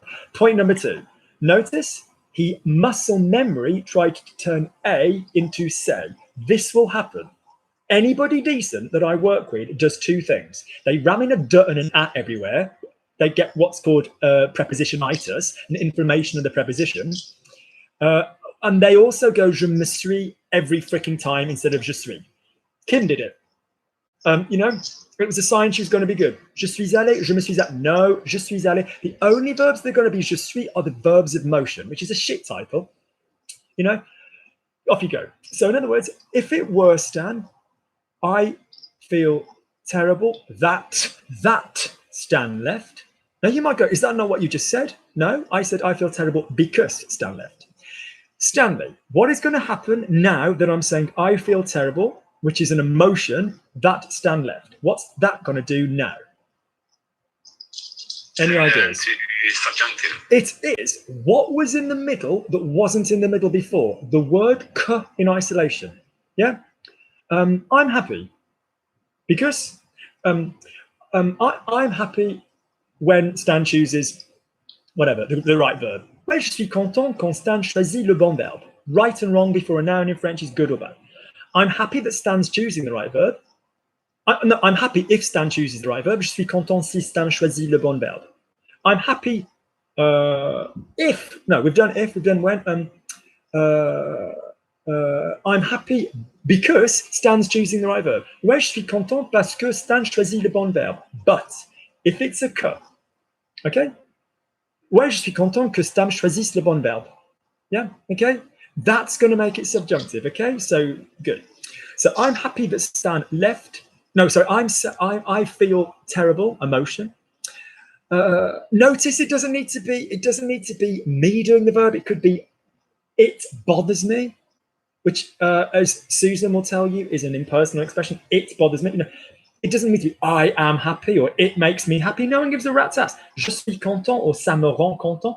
You know, it doesn't matter. That's an emotion though. So if it's I'm sad that Stan left, normally Stan left is Stan est parti. Stan, what's it going to be is I'm sad that Stan left. What's that going to become? Je suis triste que Stan soit parti. Good. Now you've taken one for the mouth. Could you now go through it smoothly? Je suis triste que Stan soit parti. Off you go. Je suis triste que Stan That's not smooth. Stan soit parti. Okay. Je suis triste que Stan soit parti. That's about as smooth as your chin. Say for me. Je suis triste que Stan soit parti. Off you go. Je suis triste que Stan soit parti. Now Stan has got a very clear, way of speaking in English. There's a little bit of, other influences going on. One of them's estuary, one of them's, up and down vowels and all this kind of stuff. But largely, English voice, a hugely, hugely regional going on, and that means tight consonants. So what we, Gabby, so basically, I know she's like, Luke, there's a missed opportunity there. But it's Stan, and he's vulnerable because he had a shit week last week with that idiot. So basically, that idiot who's welcome back as long as he behaves, I have to stress. So basically, in other words, okay, if it's je suis, so one of the reasons you're tripping up there is because you are so one of the reasons I keep this, notice, Stan, this is called a beard that you trim. Repeat after Auntie Lukey. Trim a beard. Okay, good. Okay, you're too Stan. You're too pretty to cover it up. Honestly, when you get when you get over 40, like my age, fine, hide it. The neck starts to go. But at your age, still fucking don't hide it. All these hipsters, oh my god, the 22 is more collagen than, get rid of the beard. So, in other words, what I'm saying is this: if you are tripping up over your French, it's not because French is hard, it's because your mouth is catching all the words. You do not want to be the MGM lion, Stan. So say for me, hi, my name is Stan, and really open your mouth too much. Say that for me in English. Hi, my name is Stan. Go on. Hi, my name is Stan. So if I wanted to articulate my English, notice that my beard shows you how I am moving my mouth. Now, look, just give me the tip of your tongue. Just say. So all the consonants can be done just here. So it's not oui, je vais vous parler. Yes, oui, je vais vous parler. The majority of the sound, as Sonia is practicing, is on vowels. So it's not oui, je suis content que Luc soit parti. It's not, because that's just really difficult. I know I just managed to say it, which is really annoying. But otherwise, alors oui, je suis content que Luc soit parti. So basically, the majority of French sounds, your mouth will be slightly closed. That's not a dumb thing to practice, guys, because, the more advanced people here, been doing this for a little while, the Kimberleys of this world, the Ninas, the Gabbies, they're doing exchanges, fluids mainly. But the fact is that they are practicing with French people. And they are seeing that the French people, yes, that Samuel, you're right, it's ventriloquism. It's like, so what I'd like you all to do is naked photographs to me on WhatsApp. Then what I'd like you to do is I'd like you to get a piece of shit mirror, a piece of crap mirror. I really, really do. And I want you to sit next to the mirror and I want you to look at your mouth and I want you to say, it's a bit bright there. So let me try. That's better. So if you basically say, je vais vous parler, and then go, je vais vous parler. Now, you don't just close and go, yes, my name's Luke. Okay, where is the sound going to come from? Chest, nose. You're going to give me some vibration. Okay? So in other words, what did I say? I'm sad that he's left. Ouais, je suis content qu'il soit parti. This is English. Hi, my name's Luke, and I'm kind of speaking reasonably normally now. I guess because I've just spoken to Stan, I've kind of gone a little bit more estuary and I'm talking in, but even still, you can still see my teeth, which desperately need whitening. It's been 3 months, but obviously, I've got a lovely Asian dentist who normally only charges me £13, which is really suspicious because it's non-NHS. And clearly, he's got a little liking for me, but never mind. Right, now effectively I'm going to teach to speak in French. And you're going to see that my mouth does not open to the same degree. Oui, alors effectivement, il faut vraiment que j'aille au dentiste, chez le dentiste parce que il faut vraiment que je me blanchisse les dents. J'en ai bien besoin parce que normalement, je le fais tous les 3 mois. You don't need to open your damn gob in French. And I would go as far as saying that if you practice it this way, you are better prepped for what we're going to do. Yeah? Some accents will do it, some won't. All right? Good. Carry on then, Stan. So I don't want to see your mouth open, Stan. All right? Good. I desperately do, Stan, but not as a teacher. So say for me, right? So say for me. Luke has explained what I need to do. Luke has explained what I need to do. Luc a expliqué quoi. But now, this word what? Was it a question? Non, c'est ce que. Thank you. Or ce qui. Or actually, side note, if you're a little bit more advanced and you go, yes, ce qui, ce que, do you know ce dont? ce à quoi, Gabi's done ce dont, and his brother and his cousin, they came on a 21st party. But basically, ce qui, ce que, ce dont, ce à quoi. So these are all ways of saying what in French that aren't a question. So ce qui and ce que are your main fellas. If you don't know what I'm saying, then basically, can you please email me saying, Luke, can you tell me about Gabi and Don? No, can you tell me about ce qui, ce que? If you don't understand ce qui, ce que, just mail me that. C-E-Q-U-I, C-E-Q-U-E. So for example, I like what Stan's wearing. Lies, I don't, it should be naked. So j'aime ce que Stan porte, okay? The fact remains, that's a really hard, tricky thing to do because Stan, let's look at the word to what. Let's look at the word what when it is a question. Could you please say for me, what are you doing? In any way you want, Stan, how would you say, what are you doing? Quoi tu fais? No. So we're going to need, Stan, I'm going to need to use my hands. So 1 second. Right. Can you see me?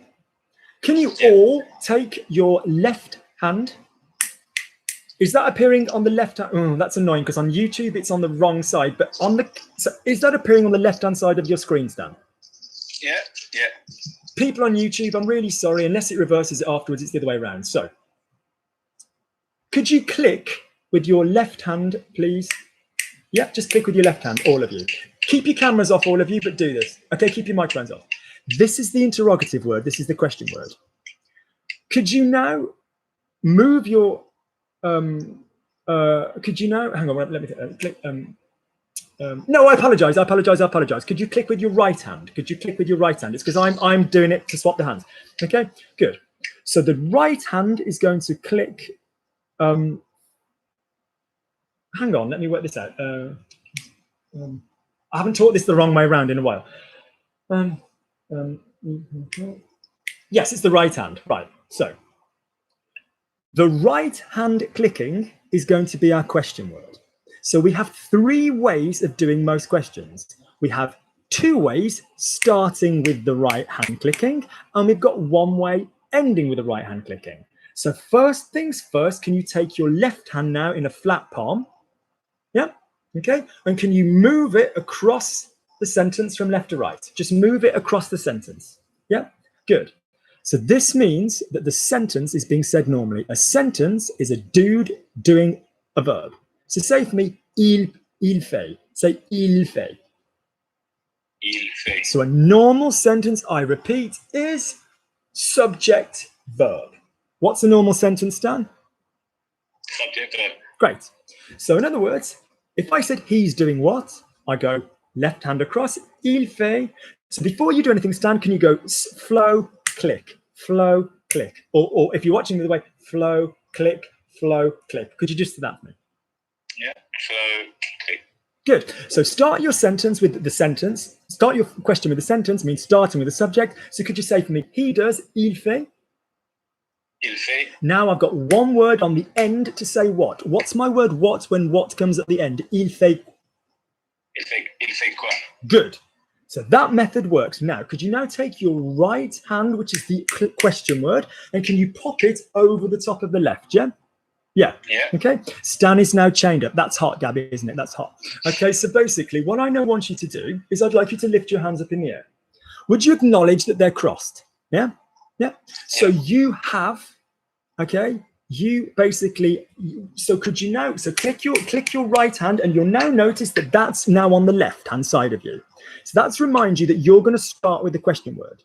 So the question word here is going to be que. All the other question methods you can use the same word, but what changes? So could you say for me que? Now, after you've said que, you've clicked your fingers, you looked at que, can you see that your hands are still crossed? So in other words, que needs an inversion. This crossed hand business is telling you that you need an inversion. So in il fait, I need you to invert il fait. What's that going to give me? What's il fait the wrong way around? Fait-il. Fait-il, pronunciation-wise now, yeah? So could you say for me, put your hands free, could you go across? So right over left, que fait-il? Que fait-il. So your hand goes over to start on the left, so your right hand starts the sentence on the left, and it reminds you, oh, now I need an inversion. All right. So could you say for me, tu fais quoi? So left hand moving, or which way around it's for you. So tu fais quoi? Tu fais quoi? Yeah. Do you mean one without another word? Say for me, he lives where? Il habite où? Il habite où? Good. Now, hands free. Put your right hand over the top of the left to start with the question word. So let's do the que one first. Que fait-il? What is he doing? Que fait-il? Que fait-il? Let's start with où. We're starting with a question word. Où habite-t-il? Où habite-t-il? Or we do the same thing again. We start with the question word. Que or où. And we need do this for me. Our little disco movement is going to be the only thing that's going to undo the crossed hands. Okay, lovely. As opposed to the key I keep for all my handcuffs in my Batman belt. So basically, if I say, can we do the disco thing again? And when you finish the disco thing, your hands are going to be back to normal. The disco is eska, eska, eska, eska, eska. So can you now please give me the disco noise? Eska. Great. So could you cross over? Could you say where? Où?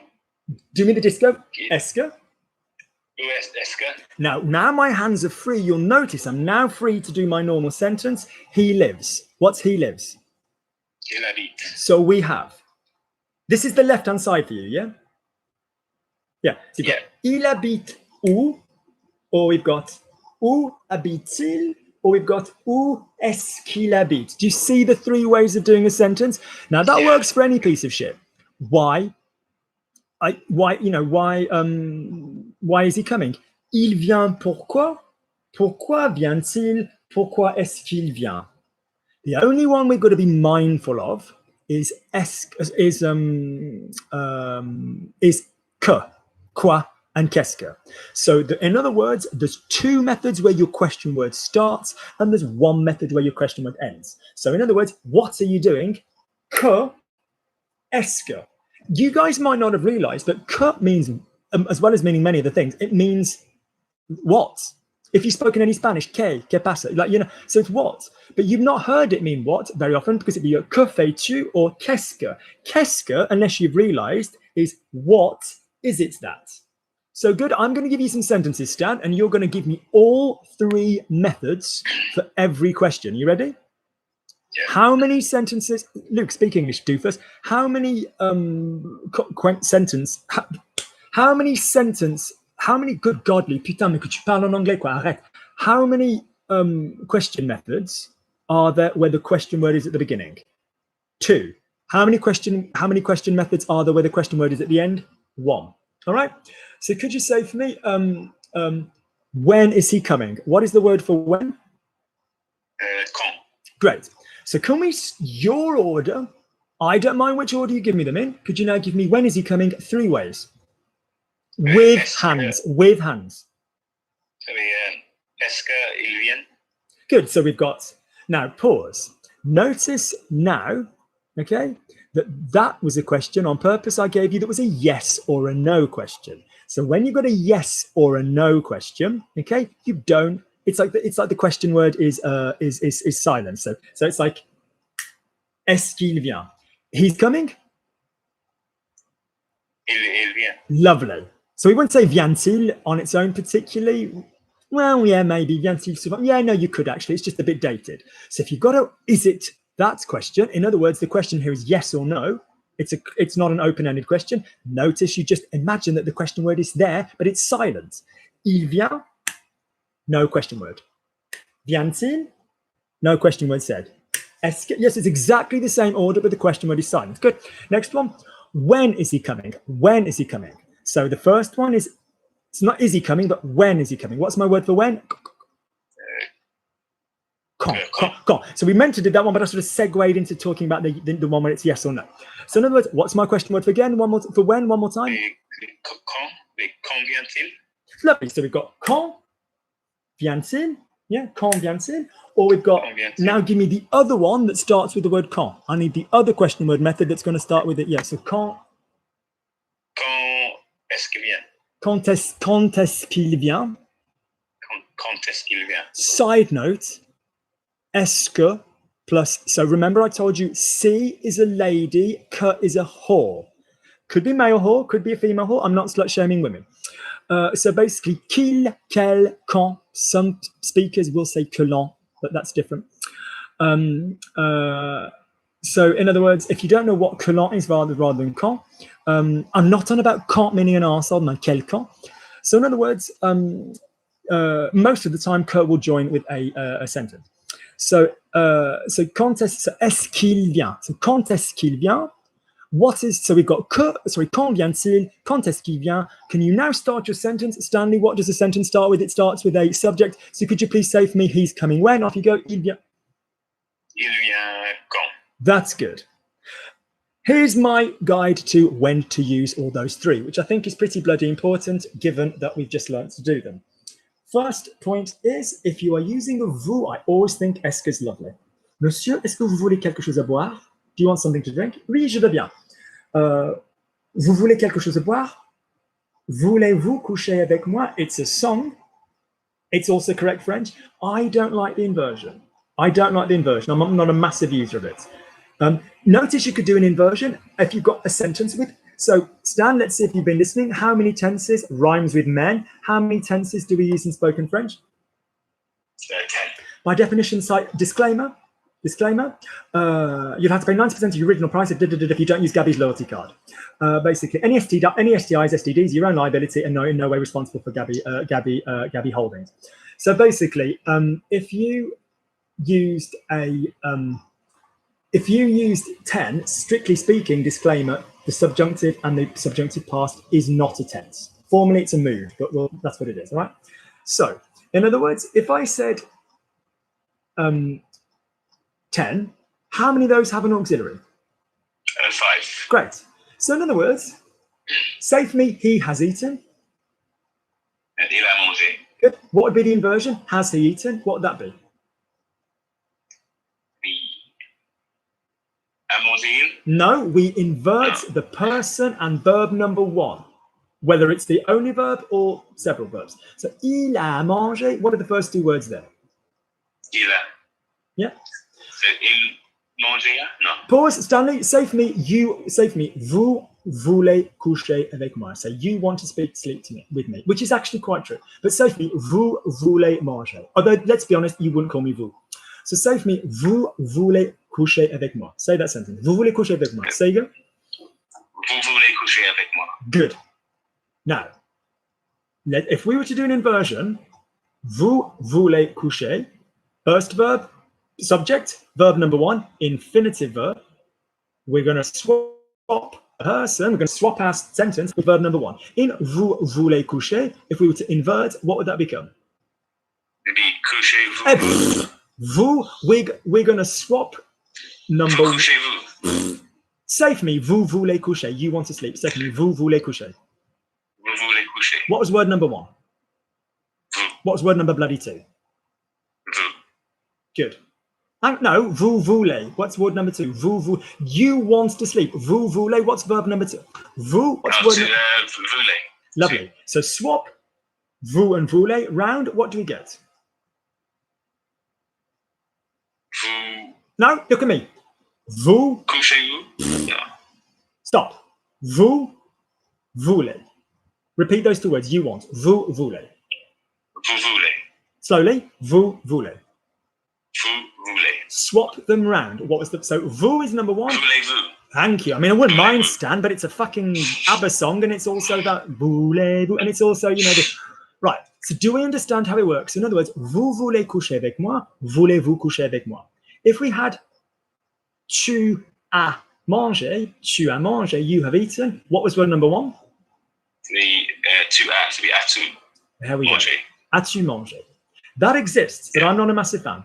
I'd say t'as mangé. So in other words, I would say if you're comfortable enough to use tu with somebody, Stanley's very comfortable with me, particularly after the rehypnol. So basically, tu as mangé. Logic language learning in no way condones the usage of date rape drugs for legal disclaimer. Okay, so tu as mangé. Lovely. So in other words, as-tu mangé? If it's he has decided, il a décidé. So no, in other words, if I'm now swapping those round, what would that be? To be décidé, il a. Stanley. Basically, Il a. Yes. Stanley. Il. Don't bloody visualize. Don't look at your eyes going up. I nearly rang an ambulance. It looked like you're going to have a stroke. Yeah. Il a mangé. So what's word number 1? Il. What's word number 2? Swap the fuckers. Sorry. A il mangé. Which becomes a-t-il. We pop in a sneaky T. We pop in a little line T, all right? A-t-il. So generally, here's what I say. If you're vouvoying somebody, which is the verb to use vous with somebody, you will use est que. You can use inverted, you can use the other, but I just personally like est que with vous.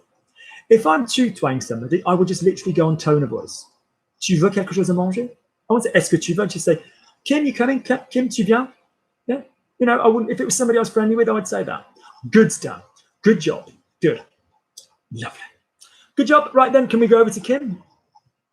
And then after Kim, we're going to have Samuel, and then we're going to have Audra. All right?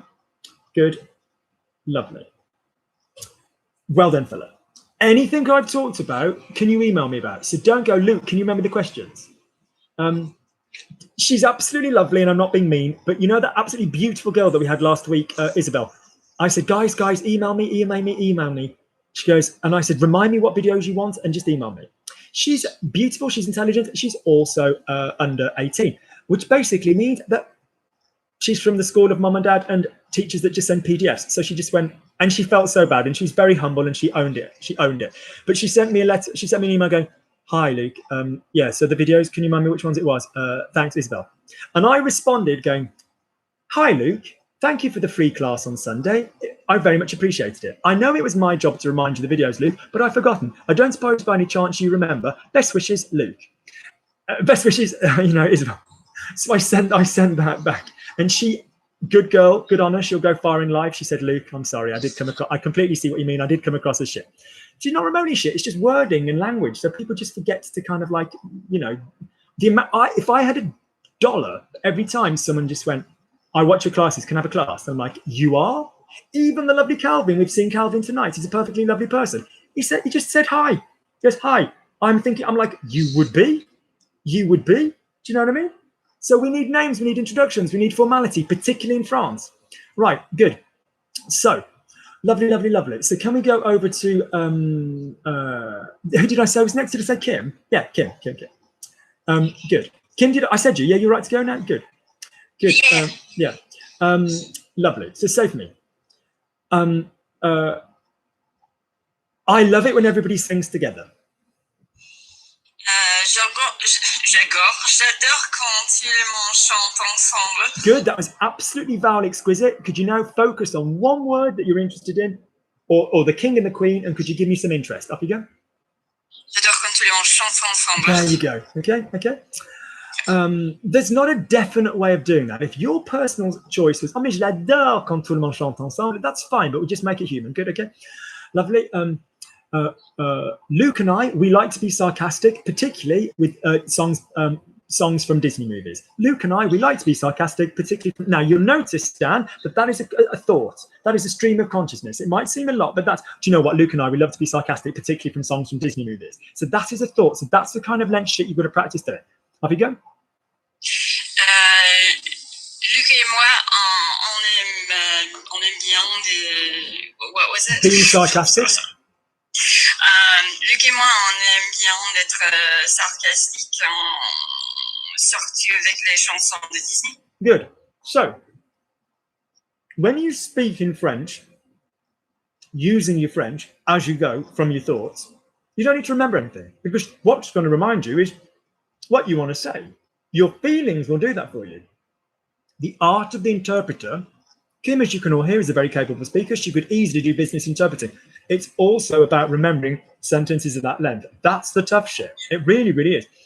Because most people go, could you tell the doctor that I saw him last month, but I wasn't able to come 2 weeks ago because my grandma was sick? You know, tu peux dire au médecin que je l'ai vu il y a un mois, mais j'ai pas pu venir il y a une semaine parce que ma grand-mère était malade. Do you know what I mean? You need to remember that amount of stuff. Good. Lovely. For example, last night, Anthony drew a picture of Luke from Aladdin. For example, last night, Anthony drew a picture of Luke from Aladdin. soir, Anthony a dessiné une photo Of Luke? avec Luc. Yeah, with Luke, whatever, of Luke, both work. In a picture of Aladdin. What did I say? With a picture from Aladdin. With a picture from Aladdin. De Luc avec une photo d'Aladin. Mm-hmm. Notice the join d'Aladin. Kim is a listener. She's been trained to listen to vowels. I think I said once the word Aladdin last night, and her little listening brain would have picked it up. That's how she works, because she's been broken to listen to vowels. All right? Une image, une photo. Notice the bit of vocabulary Kim gave me, dessiner. Kim, what is the noun for a drawing? From dessiner, but what's the noun? So what's a drawing? En dessin? That's it, okay? Good. It was funny because Anthony had replaced Jafar's face with Luke's one. Anthony had replaced Jafar's... Off you go with Luke's one, go. C'était amusant parce que Anthony a photoshopé le photo avec Luc au lieu de Jafar. That was grammatically perfect, but just to do some nasty little jumps, could you do what I said, which was Luke, so Anthony, so what you said was absolutely appropriate French and completely correct. But could you say for me, and guys, when you need to translate, go the fuck round. I don't care. It's only because we're in an environment to translate that we're doing this kind of work with Kim. That's a thought. Who gives a shit? Kim will hear me sometimes say something in English. She'll notice that sometimes I won't say exactly the same thing. So could you say for me, Anthony chose to replace Jafar's face with Luke's one. Anthony a choisi de remplacer le visage de Jafar avec celle de Luc. Go on. Lui de Luc. That's it. So the grammar that she's good, isn't she, guys? So the grammar that I want is Luke's one, with Luke's one, the one of Luke. There is a massive video. I've got a big one. I've got a big video all about the word one. So basically, truth be told, I'm more of a grower than a shower, but it gets there when it needs to be. So basically, if you basically just go, Luke, there's so many uses for the word one in French. Kim, you could show off the word one for me. Say for me, my one is more interesting than Luke's one, assuming we're talking about penis. Yeah, because I'd imagine yours is plastic and shiny and gorgeous. Yeah, go for it. So say for me, my one, I love you. My one is bigger than Luke's one. Luke's one, off you go. La mienne est plus grande que celle de Luc. Good.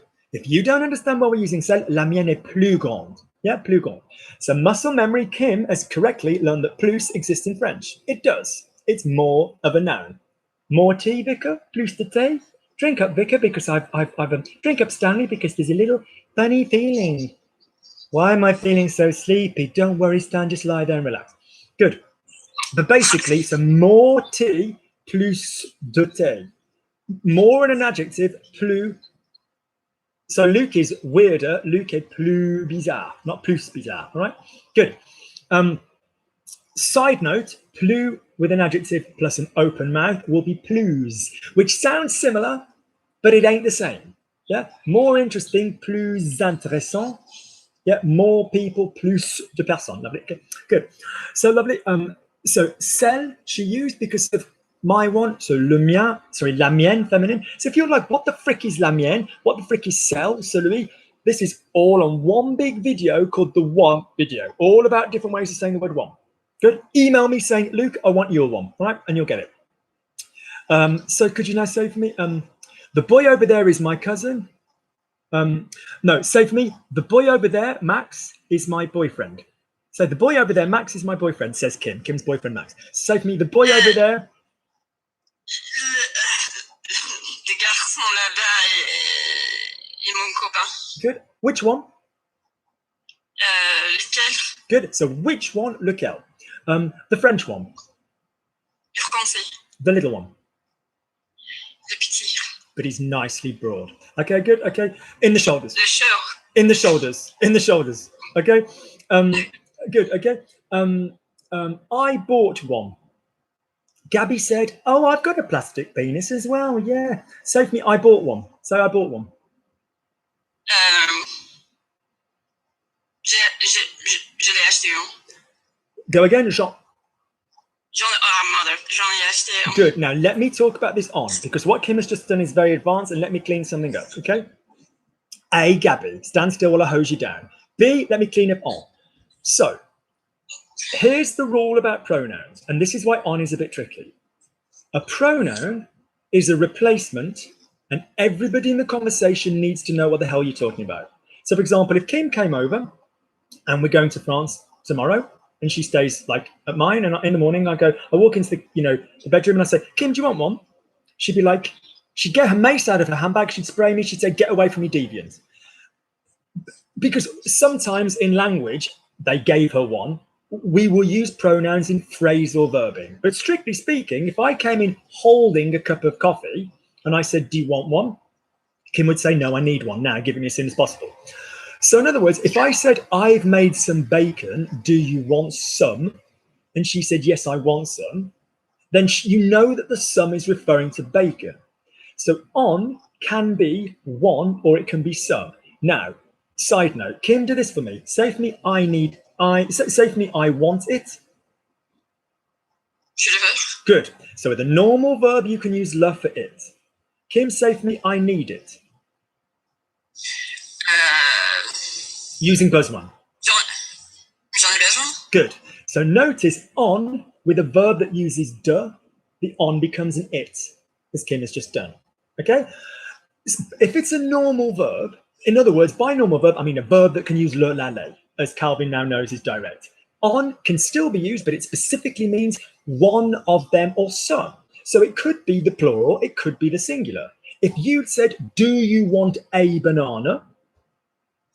Est-ce que tu veux une banane? Or as Stan will now tell you, tu veux une banane? Or veux-tu une banane? Then basically, if I said, no, I've eaten one already, thank you, j'en ai déjà mangé, the on is clearly referring to the singular banana. If Kim said, like most creepy old men in a car park, do you want some sweets? Although she's American, so she'd say candy, which is singular. So by definition, she won't be using the plural pronoun. If she said, do you want some sweets? Vous voulez des bonbons? French pedos will obviously use the plural. Vous voulez des bonbons? Then basically, if I said, no, I've already eaten some, I'd also say, Kim, how to say I've eaten some, referring to the plural sweets. J'en ai déjà mangé. And the on there would be the same freaking word because we know what it is referring to. The construction Kim gave, which is quite clever, which is j'en ai déjà mangé un, is when you want to specifically say I've already eaten one of them. Or j'en ai déjà mangé un, or something, which is doable, but you don't fucking need it every single time that you say a one. Does that make sense, by the way, Kim? So it's basically your go-to is on. Kim, say for me, there are three people. There are three people. Il y a 3 personnes. Say for me, there are three of them. Il y en a 3. That's it. Okay, good, lovely, lovely, good. So say for me, Luke and I spoke. Luc et moi,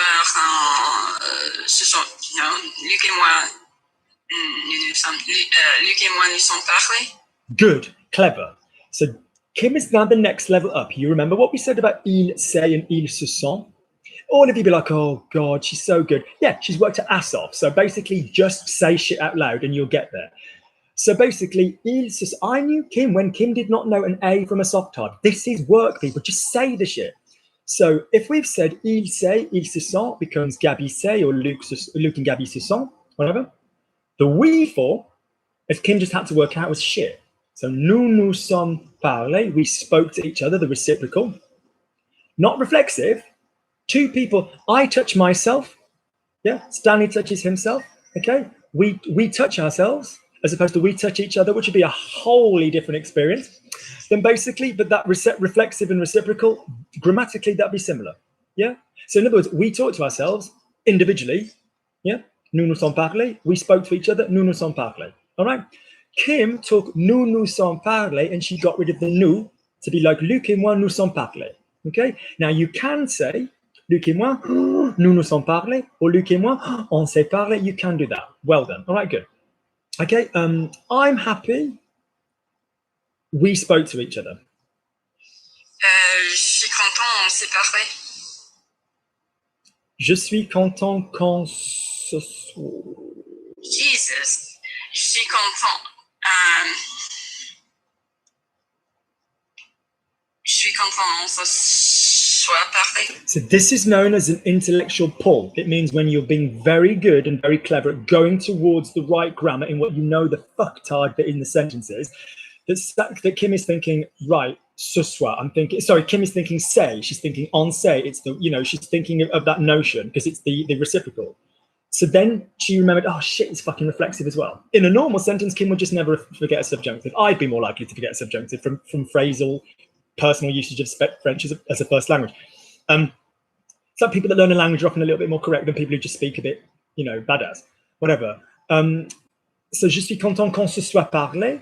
Kim, could you take je suis content qu'on se soit parlé, and could you go in with the cheeky on? Could you say, I'm happy that we spoke about it? Je suis content qu'on s'en soit parlé. That's it. So in other words, to add to Susan's list, is she still here? Is she still here? She's done a runner. I don't blame her. I mean, so je me suis, tu t'es, il s'est, nous nous sommes, vous vous êtes, ils se sont. Then on all the other tenses, je m'étais, tu t'étais, il s'était, nous nous étions, vous étiez, fine, fine, fine. Then go back again and add in the ons. Je m'en suis, tu t'en es, ils s'en est, nous nous en sommes, vous vous en êtes, you know, all of that business. Yeah, and then add in an e. Good. Say for me, Kim. Luke is thrilled that Stan signed up to it. My course of strict physical discipline.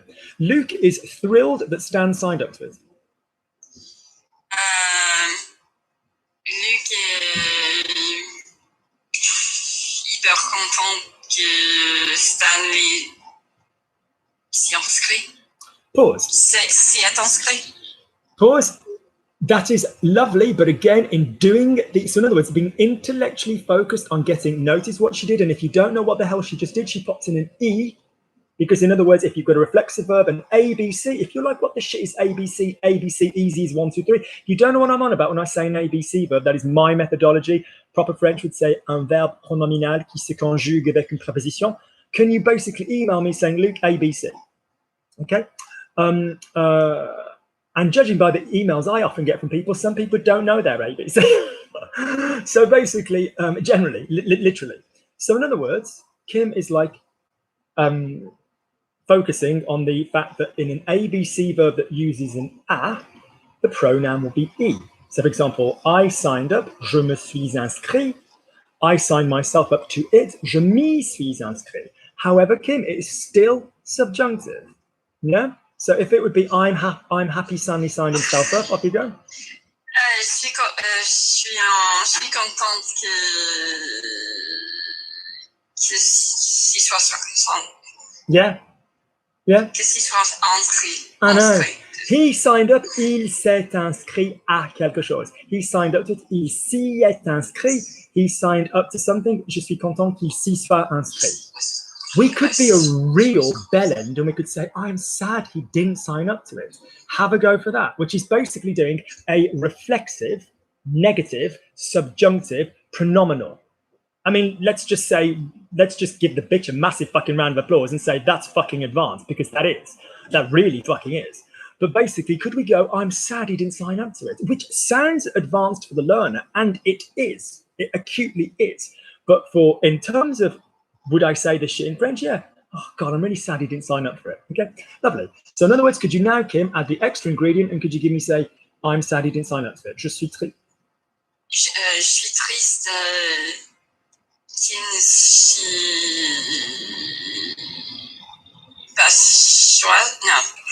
Go step by step for me. Say for me, he signed up, il s'est. Don't do it normally, don't do the subjunctive. He signed up, il s'est. Il s'est inscrit. Good. Add the Y. He signed up to it. Il s'y est inscrit. Make it subjunctive. Il s'y soit inscrit. Yeah, il s'y soit inscrit. Lovely. Lovely. He didn't sign up to it. Il s'y soit pas inscrit. Nice. Je suis dégoûté qu'il s'y soit pas inscrit. Lovely. Okay. Now, let me tell you how mentally to get out of that shit. Il s'est pas. What would we say normally? My discipline lessons? He didn't sign up to my discipline lessons. Ouais, il s'est pas inscrit à mes cours. Je suis dégoûté. You know, more often than not, we won't use all of these things together. Do you know what I mean? I'm sad. And guys, those of you writing essays, the government did this. I think it's terrible. You know, le gouvernement fait cela, telle chose. Je pense que c'est terrible. Notice if you switch those around, as I was getting Paul and Susie to do the other Monday for their exam, starting to think about exams. It's terrible that the government. So could you just say for me? Could you just say for me, Kim? Could you just say the government have done? The government have taken this decision, comma. I think it's terrible. How would you say that? The government have taken this decision. I think it's terrible. Had taken or have? Sorry. Have. Le gouvernement a pris cette décision. I think it's terrible. Je crois que c'est terrible. Lovely. I think it's terrible the government have taken this decision. Je crois que c'est terrible que le gouvernement ait pris cette décision. Lovely.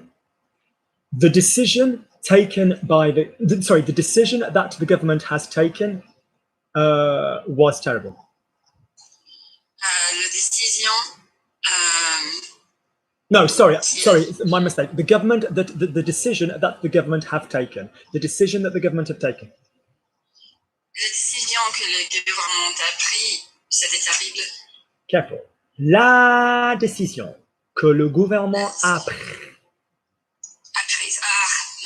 If you don't know what she's just, I imagine a lot of you, and I completely don't mean this remotely patronizingly, imagine a lot of you don't know half of what she's done. Welcome to Logic Language Learning. It's all here, all under one roof with a big fat mouth and lots of swear words. But the fact is, what she's doing is she's doing what we used to call in French, the preceding direct object, l'objet précédent direct. And now we tend to call it complément objet direct. In other words, if you say something feminine or plural, I'm going to write for a second, okay? So, Luc a mangé Stanley. No, la tarte. La tarte, okay? Feminine word for tarte. La tarte que Luc a mangé. By the time that we got to that third word, we knew what the manger was doing. Calvin, this is direct. If you said the girl, you know, I spoke to her, je lui ai parlé, that's indirect. You don't add an E, right? I ate it, Luc ate it, Luc l'a mangé. If it's talking about something feminine, only if it's talking about something feminine, yeah, then it's going to do that. And you might go, hang on, I don't know what the frick it is from the sentence. It's a la. As Luke has told you, if you use a pronoun, everybody knows what it's referring to. Now, that's all very well and good, but if you basically went to Luc l'a prise, talking about a feminine thing, you'll notice that we've added an E on the end. So in other words, if you have an expression where your past participle ends in a consonant, fait, ouvert, pris, dit, whatever. So Kim, could you just do all of these? Could you just say for me, he did it, talking about something feminine? Il a fait. Good job. He opened it, talking about something feminine. Il a ouvert. Lovely. He took it, talking about something feminine. Il a prise. Good. Chris, that's really lovely of you to say that, but basically, vous êtes there's an accent on the E, but that's fine. If you're talking to one dude, vous êtes is magnifique without an S. So unless you're talking to me, myself, and I, trust me, been there. Spent my time with the multiple personality community, let me tell you. Loved it dearly, but not going back, unless it's sorted. And so in other words, vous êtes magnifique wouldn't have an S. So in other words, if you met all of us lot together because Kim's bloody magnificent, then yeah, fine, vous êtes magnifique. So in other words, and Kim, could you now give me I said it? Je l'ai dit. This method, Oh, Jesus. This method is how in French we say, this method in French is how we work out how you spell stuff. I swear to God, I get emails. I'm not going to mention any names. Alain Jean-Louis. I'm not going to mention any names. Alain Jean-Louis. But my God, Alain knows every single possible thing there is to know about cuisine ever. And Jean-Louis knows every single thing about every animal, bird, technical, physical, whatever. So everybody's got their area of expertise. Gabby's is hand jobs. So basically, if you literally didn't know how to spell a password, so think of these 3 words: j'ai pris, j'ai fini, j'ai dit. Kim, what vowel do they all finish with? T. One of them is an S, one of them is a T, one of them is nothing. And the reason you know that is you say in French, imagine you saying the feminine, je l'ai prise. Ah, je l'ai prise. Therefore, that reminds me it's an S when I spell it, P-R-I-S. I said it, je l'ai dit. Ah, therefore the past tense is D-I-T. Because je dis, D-I-S is I say. So that shit's really, really useful. Good, Kim. Bloody good job, bloody good job, bloody good job. Side note, if you are experienced with that, and came up, make a reminder with me to talk about, that wasn't even fucking English. Fucking remind me. Putain de merde, quoi. Qu'est-ce qu'il a du mal en anglais aujourd'hui, ce blaireau? Remind me tomorrow, Kim, to talk to you about when we have that and we don't have that in a reciprocal. So just say, Luke, the preceding direct object, when and when not in a reciprocal, because there's times it is and there's times it isn't. If you could just remind me about that, I'd really appreciate it. Good. Let's go to, we've done L. Rich, we've done him. Susan, Audra's been here a while. So we're going to do Audra, then we're going to do Sam, then we're going to do before me. What did you say? In your other order. It was Samuel before me in your other order. Okie dokie, that's fine. But I sometimes go on level, like rather than like I vary the level a little bit just to do different stuff. So it's not like about who gets here first, because there's no such thing as a free lunch. Do you know what I mean? And stuff. It's got to be intellectually stimulating. So, but all right, then we'll do Stanley. Seeing as you've got no manners and you overtalk me, Audra, we're going to relegate you to the end. Don't you worry. I know you're being sweet. Don't worry about it. Let's do Samuel then. Samuel. It was more. I wanted to develop a theme that we've just been doing, but don't worry about it. So lovely. So Sam, could you? Yeah. What do I tell you? Young people under 25, cocky assholes, all of them. Cocky. Lovely. Lovely. Let's go to Sam. So you there, Sam? Yes. Good job. He's like, shit. You look so chilled and I'm really jealous. So good. Could you say, I'm comfortable in my house? Je suis confortable dans ma maison. Lovely. Can you now breathe in? Je suis confortable dans ma maison. Can you practice that for speed? Je suis confortable dans ma maison. That was nice. Okay, lovely. Okay, lovely. I like Luke's videos. J'aime le vidéo de Luke. So you've got what's called spell check syndrome. Spell check syndrome is when your mouth says that word's correct, that word's wrong. Le sounds completely correct. Individually to you, le video sounds correct because le sounds a correct word. We all heard it. It had lovely resonance down here. It was a nice bit of pronunciation. Video sounded nice. You've got to think together, does that shit sound correct? So for example, some things are just meant to be together. Stanley, Luke. Sounds correct together. Stanley, Luke. Sounds lovely together. So in other words, la video or les video. All right, so la video or les video, because it's feminine. Right, so off he goes. I like Luke's videos. Luke's done more than one, as you can probably bloody tell. So say for me, I like Luke's videos. Off you go. J'aime le vidéo de Luke. That's bloody brilliant, Sam. That was great.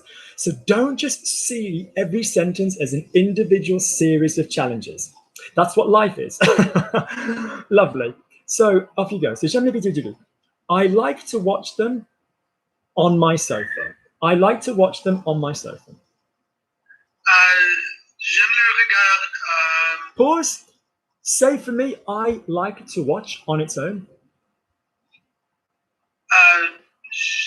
J'aime regarder. There you go. So notice Sam's muscle memory knows that rhythm. Is Sam thinking second verb infinitive if you've conjugated one already and it's not an auxiliary? Possibly. Or is he just going, j'aime regarder, because he knows that rhythm? Because he's said that shit a few times. Probably that one. Now notice, because I just asked him to do a pronoun and he did the correct pronoun, well done, Sam, but that has fucked up his experience of what he knows the melody of. I'm changing the melody of what you've just said. So in other words, Sam, remember the grammar that you are still going to have the second verb as an infinitive. And could you now say for me, I like to watch them. So you know that it's j'aime regarder, you know that it's les. Could you put that shit together for me and say, I like to watch them? J'aime les regarder. That's lovely. That's really, really good. Okay. So basically, Kim, I've just seen what you said. You were freaking marvelous. So basically, in other words, say out loud everything that you're doing. Do not just be like that word, that word, that word, that word. Make sure that your mouth, make sure that your mouth, Anthony's lurking around. I'm going to do Anthony. So basically, make sure that your mouth gets used to saying stuff. So every sentence you read on Netflix, or you read in a book, or you read on a thing, say it all joined up. Yeah, do you understand? Good, up you go. Carry on then, Sam. Okay. Luke likes the color of my wall. Luke likes the color of my wall. Luc aime le couleur de ma mur. That was beautiful accent. Swap the genders because it's la couleur. So right, how do we learn genders? Do we go, wall is a masculine, or do we go, no, we just go, le mur, le mur, le mur, mon mur, mon mur, mon mur. We just say, we get used to saying it. Say for me, la couleur, la couleur, la couleur. So the stuff we can into, Sam, you do a very nice transition from one vowel to the next. You do a very, very, very, very good transition from one vowel to the next. So you are the perfect candidate for learning a shitload of grammar by just getting used to saying it all in one go. Yeah, you really are a candidate. I think that came out weird in English. You are the perfect candidate for saying it all in one go. You really are. You really, really are. All right. So say for me, j'aime la couleur de mon, Luc aime la couleur de mon mur. No, just say for me, I like the color of your wall. J'aime la couleur de ton mur. Okay. J'aime la couleur de ton mur. Lovely. Good. Now that I like because I've just given him a gender swap, but it still came out fluid.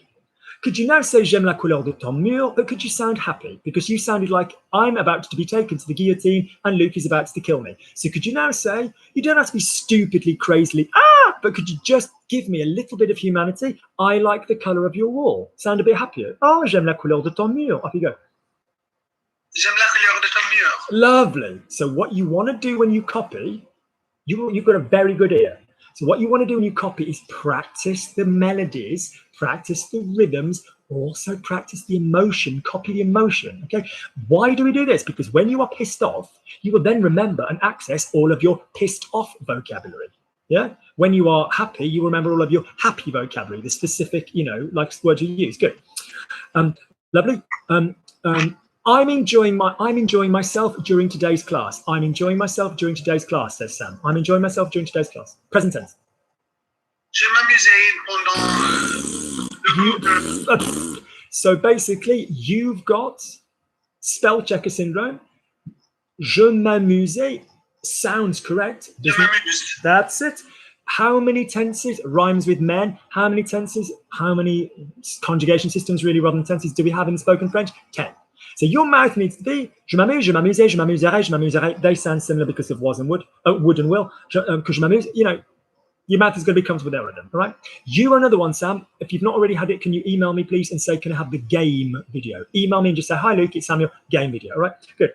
So, I've seen it. all right, so in other words, yeah, so don't watch it. I'm neither pretty enough nor interesting enough to be a video or use it as a script. Say the stuff. Je m'amuse, je m'amusais, je m'amuserai. Okay, good, okay. Good, all right. Lovely. Lovely, all right. So could you say to me, I'm enjoying myself during today's class. Je m'amuse pendant le cours d'aujourd'hui. Okay, it's interesting what Luke has done. It's interesting what Luke's done. Il est intéressant que... It's interesting what as a non-question. C'est intéressant ce que... C'est intéressant ce que Luc a fait. Is it completely also doable in French to say it's interesting that Luke has, yes, c'est intéressant que Luke ait, yeah, fine, but that's not what we want. Okay, good. Lovely. Luke wants me to watch more television. Luke wants me to watch more television. No, pause. That's it. Can I remind you the difference? Stan, in the sentence, Luke knows me. Who's doing the knowing? Luke. In the sentence, Luke likes me. Who's doing the liking? Luc, You are just in the way of my verbs. In the sentence, Luke wants me to watch. Who's doing the wanting? Luc, Who's doing the watching? me, So everybody in French gets their own verb. So Luke wants that I watch. That's the difference. If he goes to Luke wants me to watch more television, go. Luc veut que je regarde. What's the verb to watch? Regarde. Infinitive? Regarder, and the regard would be the subjunctive. Yes, but also, as well as being the subjunctive, because it's an a verb, it's also just the present tense. So the fact is, regard, don't make all verbs soft and hard. It's not regard. Regard is a noun. Yeah, regard is a noun. Ton regard. Yeah. Look, it looks like film. If I go like this, it looks like film noir. Yeah, it looks like it, you know. So basically, you know, yes, Uri, it's called hard work. So basically, Luke,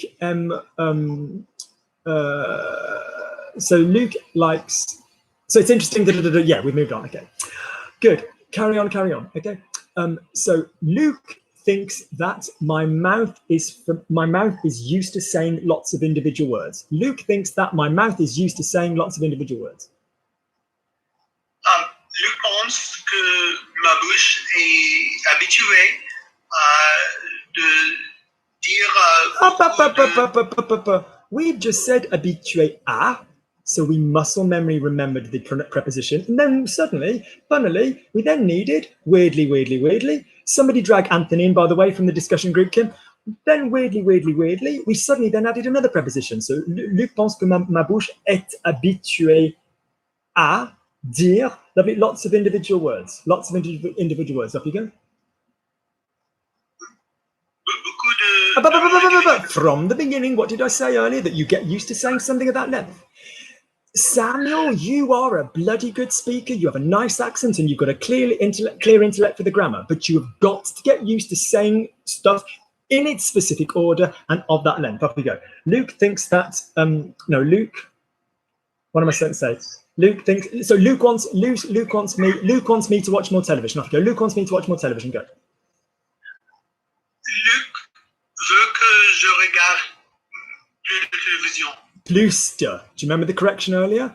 Plus de means no more. Plus de. So you're going to email me, Sam, and you're just going to put plus and plus. And I'm going to know what video you're going to send. Good. Luke thinks that my mouth is used to saying individual words. Again. Luc pense que ma bouche est habituée à dire beaucoup de mots individuels. Good. Right? Can you see that your brain loves individual words, but it's got to get used to doing that length of construction? Good. He loves my voice and my capacity for the French accent. Il aime ma voix et ma capacité pour l'accent français. Go again. Il aime ma voix et mon capacité. Anybody can start midway through. He likes my voice and my capacity for the French accent. That is a sentence translated. You're the interpreter. You're my interpreter for tonight. Off you go. He likes my voice and my capacity for the French accent. Go. Il aime ma voix et ma voix. Il aime ma voix et mon capacité. If you've just heard a correction, what do I ask all of my students to do? If you've just been given a correction on a vowel, on a gender, ma voix, la voix, la voix. Just say it for me 5 times. Just get it in your mouth. Go. Ma voix, la voix. Good. It could be different ones. It could be you wouldn't say my, well, you could say my rice. You wouldn't say a rice. You might say some rice. Du riz, le riz. So there's going to be different articles. Good.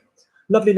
Okay. So pause. Any word in English which ends in a ty of the type capacity, sexuality. I went to midnight mass. Je suis allé à la messe de minuit a couple of years ago, il y a 2 ans, and the vicar. So for anybody who's not Christian, pour ceux qui sont pas chrétiens, or we'll say croyant. We don't often say Christian in French, we say croyant, believing. So midnight mass is obviously the service you go to before Christmas Day. Alors c'est la messe à laquelle on assiste avant le jour de Noël. And basically this guy was like, welcome, or sexualities, genders and faiths. And I was like, I might have mentioned sexualities in a modern progressive London. I don't know if I'd have opened with it. Anyway, good. Back to Sam. If you're not Sam, turn off your microphone. Hurry. Good. Lovely. Honest to God. Always making it about himself. Lovely. So, lovely. So, in other words, Sam, anything TY, la capacité, la majorité, la minorité, la qualité, la quantité, ma quantité, ma capacité. They're always going to be feminine, right? So say for me, my capacity for the French accent. Ma capacité de l'accent français. For my capacity for the French accent. Ma capacité de l'accent français. For. Full from the beginning, you mean? No, my capacity for the French accent. Ma capacité pour l'accent français. Now, can you go do it for me without going ma capacité pour? Just say it for me normally. Go. Ma capacité pour l'accent français. That was lovely. You are going to get your ass on Netflix. You are going to get your ass on Netflix. You're going to pay for Netflix. It's not paying me the money. You are going to sign up to anything where you are going to regularly have a TV show. Doesn't even matter if it's like an English language program originally. Get yourself some shit with the French subtitles. If your French reading isn't as authentic as you want it to be, then please just email me and say, Luke, what's the reading? Or even book a class with me and just do, Luke, can we do a class where we just check my readings okay? And then I want you to, every single time a character speaks and says, my name's Ross and her name's, Rachel, and all we ever fucking do is talk about being together or not. Because let's be honest, that was Friends. Who cares? Do you know what I mean? Like, but basically, whatever the characters say, comedies work better or dramas, not action, because in action there's like one word every 4 minutes, and it's normally let's get out of here. So, in other words, find yourself something that's dense, yeah, and basically find yourself something that's dense, not a person who's dense. Never ever be with a person who's dense. But basically find yourself one of these and just keep pressing stop. Or if you get Language Learner, the Chrome add-on for Netflix, I've done a video on it, so mention it in an email to me, Sam, and basically get yourself on Netflix and just watch, or Amazon or whatever it is. But Netflix. Well, then I just put for my Spanish. Are you learning? You speak Spanish or you learn Spanish? Yeah, so I'm using it for the Spanish, but I'm going to use it for the French. Where are you from originally? I'm Egyptian. Okay, but you're learning, but you're learning Spanish as well. I'm an immigrant to the U.S., so Spanish is a fact of life here. Yeah. Also, well, which state are you in? Which state are you in? Now, I'm California. Samuel, California. Samuel, we can say fuck, bollocks, shit, and cunt as much as we want, but we don't say what. We say pardon. Good. You're an elegant man. You're an elegant man. We don't say what. We say pardon. Right. So basically, and you are smart. So you take on information. So yeah, in California, you need the Spanish. Lovely. Make sure if you've got a Netflix on your local area that the Spanish you're watching is not always Latino. You know, sometimes you want, Castellano. Yeah. So that in itself is quite useful because it's nice to have a bit of yeah. Yeah, it's nice to have a bit of Madrileño accents. That's useful. If you're looking at the French, some programming will allow you to choose Québécois versus French. We don't want Québécois. We don't want Québécois. Sorry, we want French. Right, good. Lovely, lovely, lovely. Good. So I want you to turn it on. I want you to say the whole sentence out loud. Now you are going to send me the mention of Netflix in your email along with the other things I've mentioned, and you're going to watch the video on how to use Netflix because you're going to treat it like a script. You have a nice face. Sam, have you ever done any acting? Yeah. Gabby's done some acting. There was The Cheeky Maid Part 1, The Cheeky Maid and the Two Sailors Part 2, The Cheeky Maid and the Three Sailors Part 3 and 4. I mean, it was a whole series of them. She was marvelous. She was marvelous. She showed such range, But basically, the fact is, you need to be pressing stop on this Netflix or using the app which will stop it, and you need to be saying it out loud. Okay? So, for example, you are familiar with language. You like verbs. You like conjugation. Yeah? Okay? You're coming with me. Vienes conmigo. I want you to come with me. Yeah? quiero que vengas conmigo. You know, you're going to get used to saying these different things based on what it is. You don't want to go, nah, that's a subjunctive because he's just said want. And therefore, the verb, venir, is going to change. You don't want to be doing that stuff because that's how you've been working up until now. It's great, but it's dumb. It's dumb. It's dumb, Sam. It's dumb because it's not efficient, because it stops you being able to progress. So I want you to watch one sentence. You're going to say it. You're going to turn your head to one side, and you're going to say it like it's a line in a script. Okay? Good. Well done, Sam. Good. Right. Where's Audra, the entitled under 25-year-old? Where's she gone? Hello. Hello. Right. I'm going to go and pop to the little boy's room. And you're all going to talk amongst yourselves. I'll be right back. We're going to do Audra. Then we're going to do, I've seen Jason, Uri's here. And if somebody can grab little Anthony, he likes to watch, but he likes to hide. So I'll be right back in a second. I'm just going to go and I'm going to go and enjoy myself. I'll be 1 second. Good. You can chat amongst yourselves, but when I get back, microphone's back off. Well done, Sam.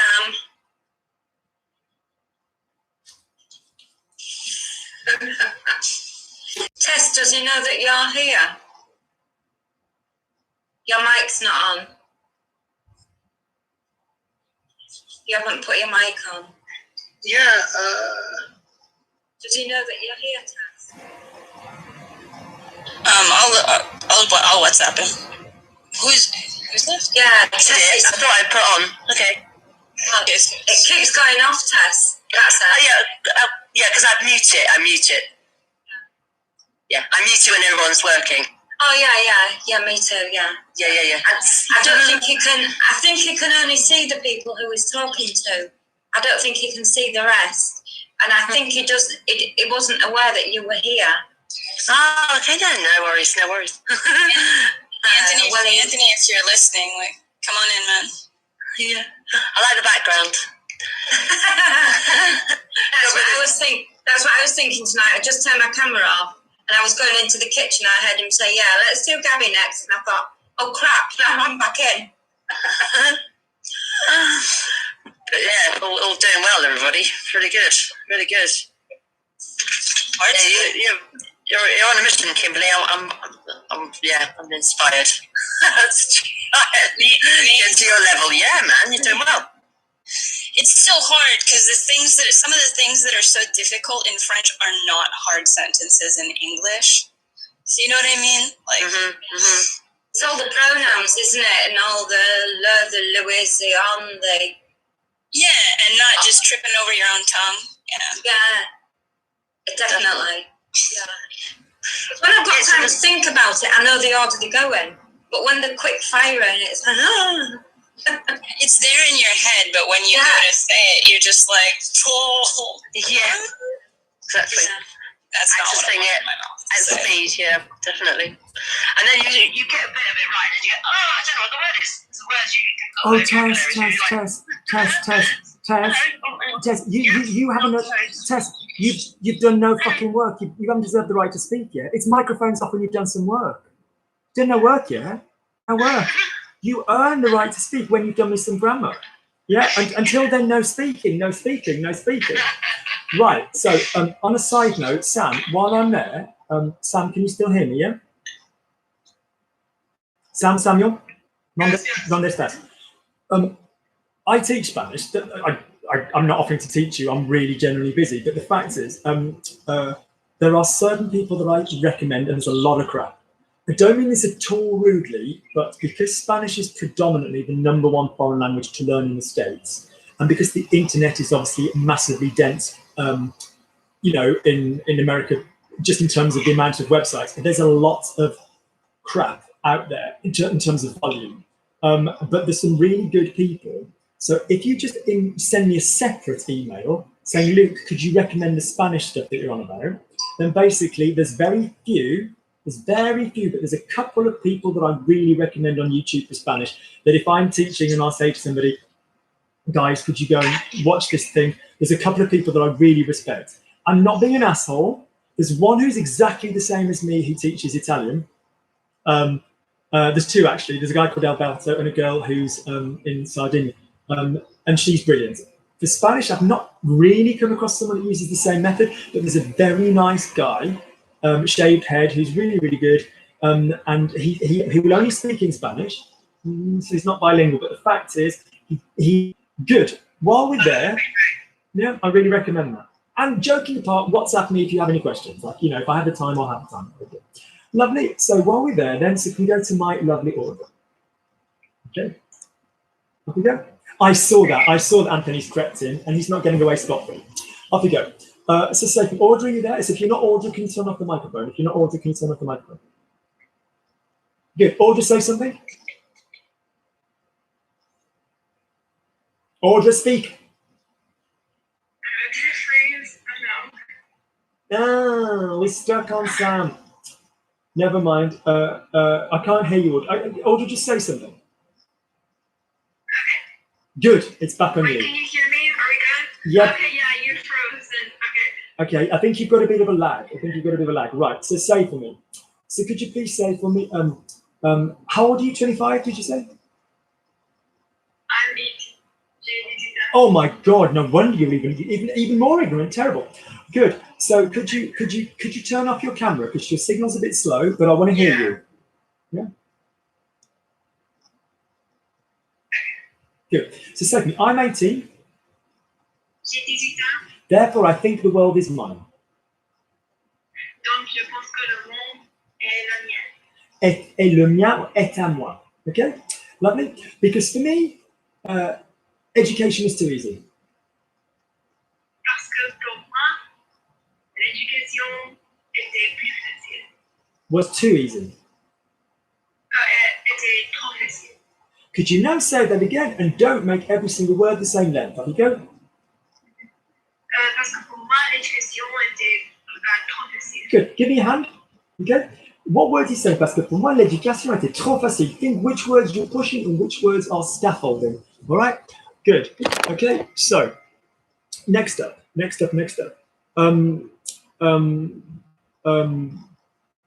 We'll also have the word scolarisation, the process of education. Okay. When Tess and I were young, man discovered the wheel. No, when Tess and I were young, off you go. When Tess and I were young. Quand Tess et moi étions jeunes. Fine. I don't want to have to say to you for every sentence, go again and make it interesting. Go again and stop making the words of all the same length. Off you go. When Tess and I were young. Quand Tess et moi étions jeunes. Good. Now, it doesn't always mean go quickly. I mean, it's lovely that you went quickly. Well done. But it doesn't always mean go quickly. It's more accomplished. It's much more accomplished to say, quand Tess et moi étions jeunes. It sounds much better to be slightly slower.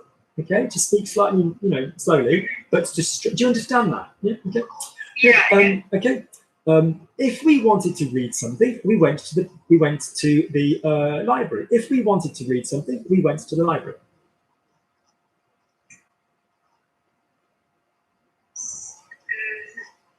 Si nous voulions Good. lire quelque chose, on est allé à la bibliothèque. Is it one time or is it more than one time? So the voulait was great. On allait. Si on voulait lire quelque chose, on On allait. allait à la bibliothèque. Okay. If Gabby wanted to read something, she used to steal a magazine from the paper shop. Si Gabby voulait lire quelque chose, elle More than voulait one time, let me tell you, lovely. Slang French, piqué, lovely. piquer. Yeah, or vol à l'étalage is the shoplifting. She used to steal something from the newsagents. What's the word for the shop? Quelque chose Yeah. de le magasin. Yeah, but wait, what's the shop that you would buy a magazine in, or that kind of thing? So in France, we've got librairie, which is a bookshop, or papeterie, yeah, or this kind of thing. Okay, good, okay, lovely. I'm joking. She learned to read in prison at the age of 17.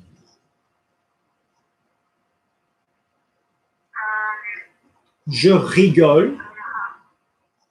Pause. Order, stop. We can't stop in the street. Say for me, in French, what I am saying isn't serious. What when it's not a question?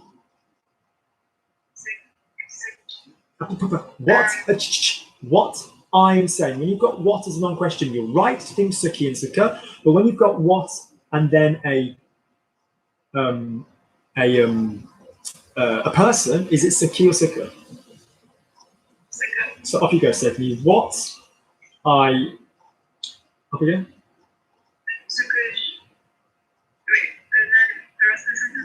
So you're not no lazy little teenagers. No, no. So you're not an interpreter. Okay. So basically, you've got to remember. Come back again. So say for me, Gabby learned to read in prison when she was 17. Okay.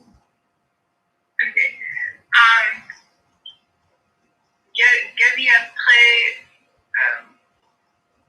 lire en prison quand elle avait 17 ans. Now say, because you don't know to say I'm joking, say for me, what I've just said isn't true. Ce que j'ai dit. Lovely. So pause. So you stopped in the middle of the road because you didn't know the word to joke. Say for me, it's funny. I'd say it's funny. C'est drôle. Great. How do you say, fine. How do you say for me, it's not true? C'est pas vrai. Good. So what you've got to lose is this obsession with translating the exact words. Do we go back afterwards and do a little bit of work and learn these words? Yes, we do. Do we want to do it all the time? No. It's far more important to be able to make our point. That is our number one point. Our number one point is to be able to speak to people, all right? So is it lovely to be able to know the French colloquial expressions for, I'm taking the piss? Fine. But our number one point is what I've just said isn't true, or it's to make you laugh, c'est pour vous faire rire. Or, do you understand what I'm saying? So when I want you to do an exercise this week, I want you to film yourself talking to whoever you're going to speak to. Okay, just film yourself speaking to somebody for 10 minutes, or ideally just record. You don't even need the voice. You don't even need the face. Okay, and I want you to stop every sentence, and I want you to get used to translating your own words, and I want you to practice going around them. Case in point, she does my head in. She annoys me. I do not like what she has done. I am not happy with her work. I am not, whatever. Do you see what I mean? There's multiple ways of saying it. They might not be as rich and as interesting as everything else you want to say, but there you go. Lovely, carry on. Okay. Lovely. So in other words, the verb to joke is rigoler, all right? Or plaisanter. Lovely. So I'm joking. Je rigole. Thank you. Well done for not being addicted to the infinitive. Good job.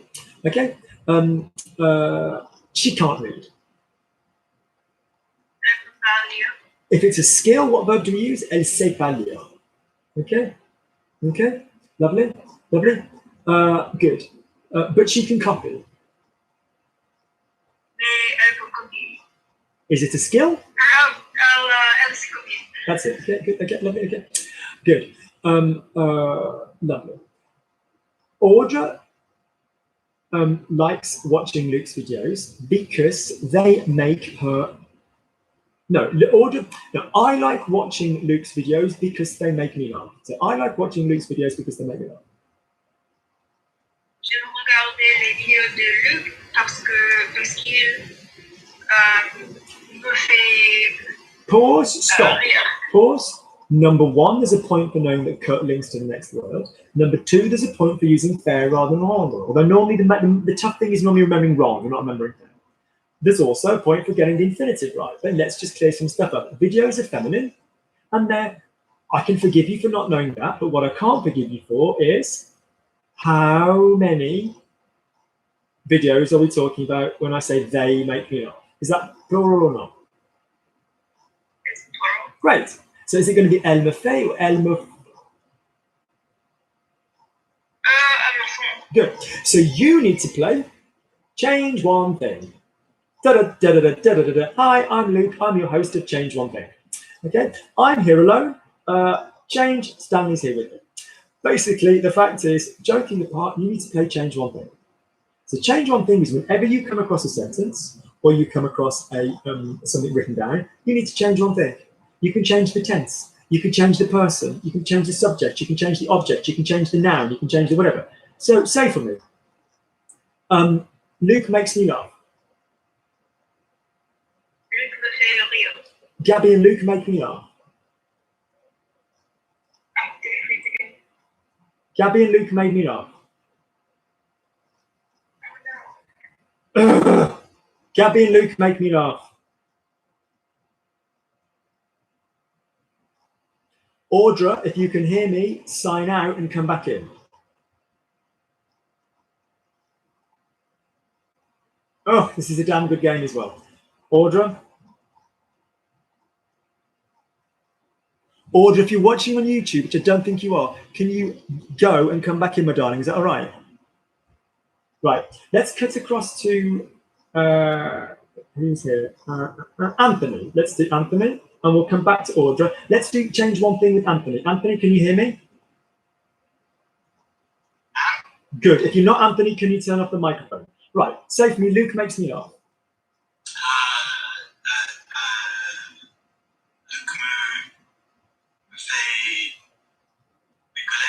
Lovely. Luke me fait rire, Luke me fait rigoler. Lovely. Say for me, Luke and Gabby make me laugh. Luke et Gabby me fait... Luke and Gabby are not going to be a fade, they're going to be Luke and Gabby me font. Oh, Luke et Gabby me font rire. Luke and Gabby made me laugh in the action, as in action. So it's going to have an auxiliary. Luke and Gabby made me laugh. Luke et Gabby... No, but Luke and Gabby are not a he, they are a they. Luke and Gabby not. M'ont fait rire. Lovely. Luke and Gabby made me laugh a lot. Luke et Gabby m'ont trop rire. Change one thing. What's the exercise called? Luke and Gabby m'ont fait beaucoup rire. Yeah. So change one thing. Okay, good. New sentence. I do it. Je vais faire. Je le fais. I used. Yeah. Lovely. Lovely. I do them. Je le fais. You've just said that. I do them. We've changed one thing. Je le fais. Good man. The others sound correct. They should be. Luke wants me to do it. Add something at the beginning. Luke wants me to do it. Luke veut que je le fais. Luke veut que je le. If Luke wants you to do something, you do it. That's it. Say it for me. Go.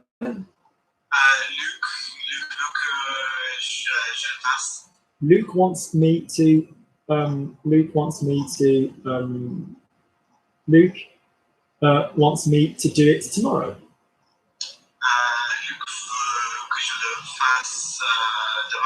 Luke wants me to do it tomorrow with my daughter.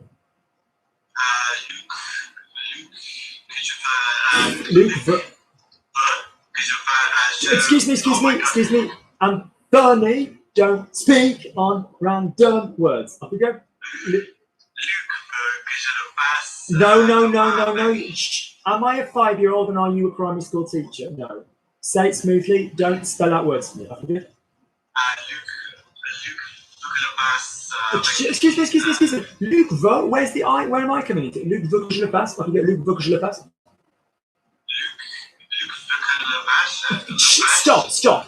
Luke will fucking fash if you carry on like this. Luke wants that I do it. Luke veut que je le fasse. Stop the primary school teacher shit. Stop it. It's beneath you. All of you guys, if you start putting divisions between words, your muscle memory flow won't go. Luke veut que je le fasse. Don't go ne, because not because it sounds shit, it does sound shit, but because it's going to stop the muscle flow coming. Luke veut que je le fasse. Go. No, Anthony, I'm being deadly serious now. I'm not being mean. Stop spelling words out individually. I have to go. Luke veut que je le fasse. Yes, you can. I don't. Stop. No, come on, we're not going anywhere. Say for me, je le fasse. Que je le fasse. Luke veut que je le fasse. Oh my God. We're not going anywhere until you do it. Oh God, why Luke? Come on. Luke. No, that's of no use. That's of no use to me. Come again. Say for me, face. Stop laughing. Focus. Get rid of all white noise. Focus. Say for me, le face. Le face. Le fasse. Say for me, je le fasse. Je le fasse. Say que je le fasse. Que je le fasse. And again, que je le fasse. Que je le fasse. Say veux que je le fasse. Veux que je le fasse. Que je le fasse. Good. Now, let me tell you why I've made a point of you doing what you've just done. Do you know why that kept happening? Because you got too big. Now go longer. No, now go longer. So you will always trip up if you don't go long. So go longer and now try rhythm. Ding, digga, digga, digga, ding. Luc veut que je le fasse. Luc veut que je le fasse. Try that. There you go. Now, not being horrible, and I take no pleasure in you being shit, because you're not shit, you're very capable. But I wanted everybody to see that if you keep trying to make the words equal, it doesn't happen. If you go long in the words, it comes out nicely. If you give it a rhythm, one of the other reasons that we obsess about which words we're the most interested in is because otherwise it's fucking difficult to remember beat, beat, beat, beat, beat, beat, beat. In fact, it's kind of awful. Yeah, it's kind of awful. All right, good, keep going. So look what to do. Okay, good. Do one more chain. Say for me, I saw him.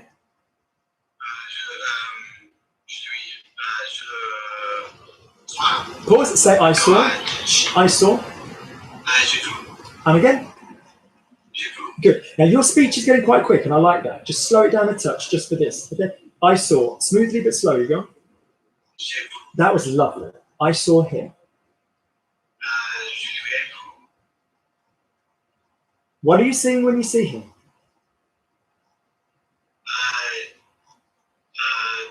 In the sentence, I saw him. What is being seen? So it's direct. Je l'ai vu. Excuse me. Vous means you. I saw him. Je l'ai vu. Je l'ai vu. Same word again. Je l'ai vu. Good. Now put it together smoothly. Je l'ai vu. Slowly and smoothly. Je l'ai vu. You've gone back down to vous. I want it on vous. Oh my god. Je l'ai vu. No. Say to me tu. Close your eyes. Say tu. Tu. Good. Now say vu. Vu. Good. Now say je l'ai vu. Je l'ai vu. No. Again, I can spell here or no. Yeah. Say for me. Close your eyes, Anthony. Say for me. Now feel in your body where that vibration is. Feel in your body where that vibration is. Feel where that vibration is. Yeah. Now say for me. Vu. That's it. Good lad. Yeah. Good. Okay. Say I saw him. Je l'ai vu. Sorry, I saw him. Yeah. Je l'ai vu. Good job. I never saw her. Je l'ai rien vu. I never saw her, but yes, right idea. Good lad. Je l'ai jamais. Je l'ai jamais vu. Okay, good. Okay, bye, Sam. I had never seen her. One ingredient change. Je l'avais. Now, the point of this is that you are only making one ingredient change and the rhythm is staying the same. You've just beautifully given me je l'ai vu. Yeah, je l'ai jamais vu. Now, in other words, je l'ai jamais vu, you're only changing one ingredient and you've just changed it. So the rest is going to be the same. Off you go. Je l'ai jamais vu. What's it going to be? Je l'ai, what's I had never seen her? Je l'avais jamais vu. Good. Okay. It's difficult. C'est difficile. It was difficult. C'est difficile. It was quite difficult. Now, you're good when you're quick. You are. But don't lose the ability to, in other words, new territory, you will, if you go, so let's make two really clear points. It's good to go quickly and it's great that you can speak at the speed and it's obvious you've been doing a lot of stuff in the group. But really, really is, Anthony, it's great. But notice, don't go, be careful to prioritize the consonants. Don't want to do that. Go on vowels. Je l'ai vu. Yeah, okay. Lovely. Okay. So say to me, I saw, je l'ai vu. Je l'ai vu. I saw him. Je l'ai vu. Good, okay. Audrey, you've got two, I think that's the problem, Audrey. You've got two devices.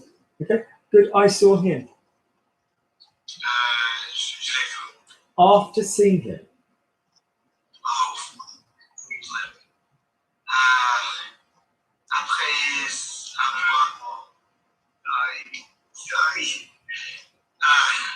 Après avoir. See? Après avoir vu. Now go, that's after seeing. Now give me after seeing him. Après le. Après Après can't now be said, can it? Because we're going A-P-R-E-S-L. After singing, après la. Après l'avoir Good. That's it. Okay. So Stephanie, today, aujourd'hui, Luke is strict with me. le truc est si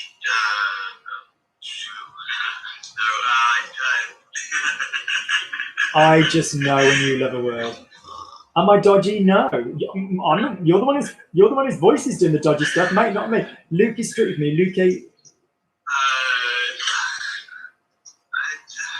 didn't know this word. Yes, you do. Trop... No, stop. Let's talk about this. So let's examine mentally what happens when we don't know a word. Good, because the place you've just gone to, I'm not being funny, I like people to see, because they recognize that. They all go, oh shit. They all just recognize where you've gone to mentally. Let's talk about the psychology of this. Point number one, half the freaking time, if you don't know a word, there's a couple of interesting things that are going on. Number one, we could have gone around it. Okay, so Luke is working hard with me. Luke wants me to do something in a particular way. You can go around it, you can make it as long as you want. Point number two, what's the word for strict in English? Give me the word for English for strict. Strict. Now try saying it in a French accent. Strict.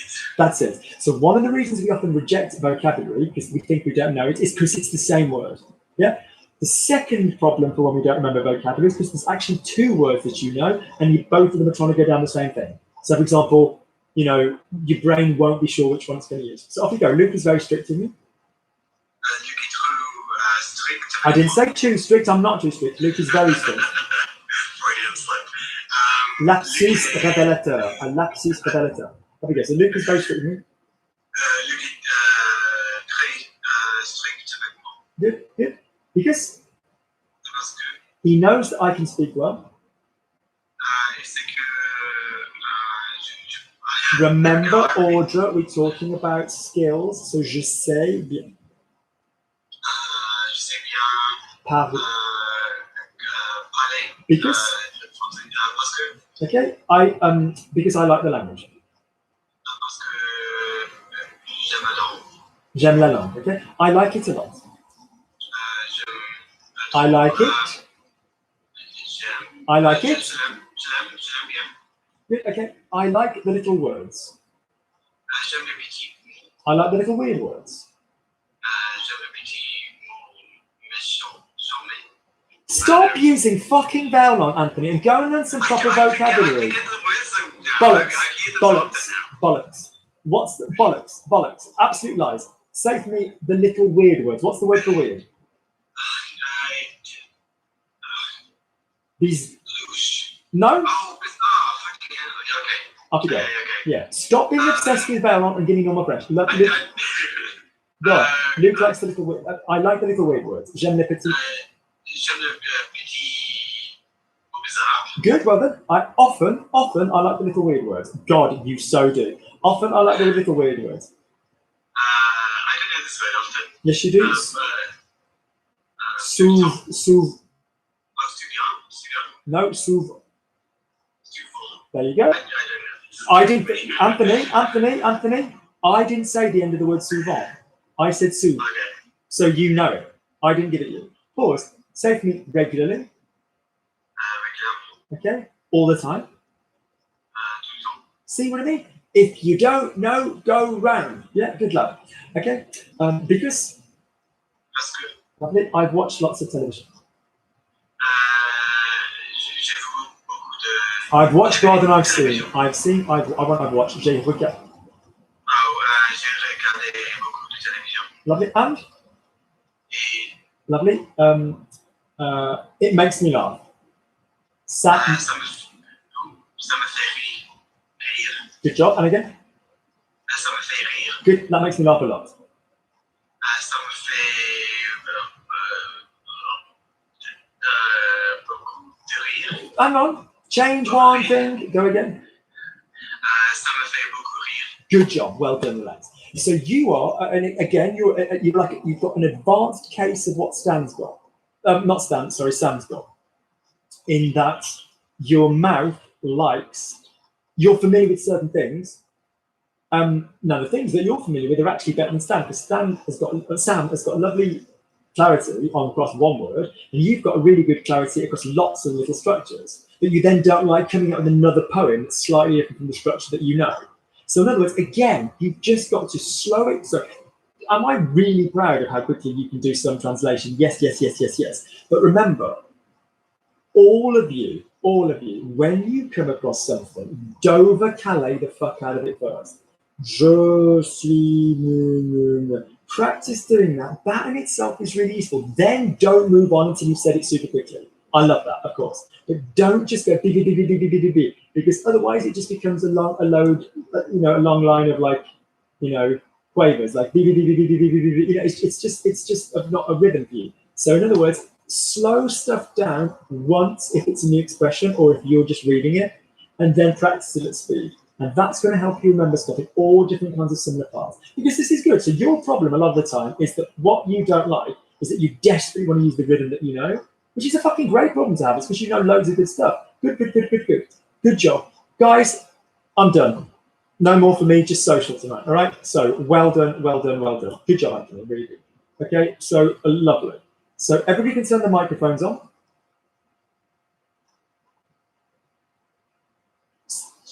That's it. Thank you. Good job. So if you are, so first things first, I'm on Coffee. So anybody that has enjoyed tonight's class, can I remind you that I do have a Coffee account and you're not under any obligation, but it would be appreciated for 3 hours worth of work. If someone could buy me coffee, I would appreciate it. All Coffee links are under every video I've done in the past year. Secondly, if you are interested in the podcast, by all means, let me know. Some of you, I really cannot recommend it strongly enough. Number two, if you're going to email me, if you're going to ask me about the videos that I've mentioned, do please try and write those down now. And don't go, Luke, what videos do you recommend for me? Because I will not remember. Number four, Anthony's t-shirt matched the color on his wall. Can you all make sure that that's the case next time? Because it looks very nice. Yeah, okay. It did. Yes, but when you look, right now that looks lovely. So basically, if you could all make sure that you've got a bowl that matches the colour of your t-shirt for next week, that's the requirement for next week's class. You've got to have a wall that matches the t-shirt. If your wall doesn't change colour, then maybe wear a t-shirt to match. So I want it to be visually soothing when I look at you. Yeah, I want it to be visually soothing. Yeah, good. Well done. Thank you for working so hard. I can guarantee you, none of you worked as hard as I have. Let me tell you, well done. Any freaking questions for anybody watching this, particularly on YouTube, if you're like, what is he on about in certain sections? Don't just go, what did you mean? And then the question, could you email me the time in the video about the shit that you don't understand? That would be really, really good. Good. I will speak to you guys, some of you on the group probably in a minute. Some of you next week. Lots of love. Well done. All right. Australians that are watching this, remember to email me. Remember to comment about on the Australian video. All right. Good. Loads of love, guys. Thanks, everyone. Thanks, everybody. Guys, I'll say the same thing again. If you enjoyed the video, please remember I have a Coffee link. Do please get in touch. And yeah, I shall speak to you guys soon.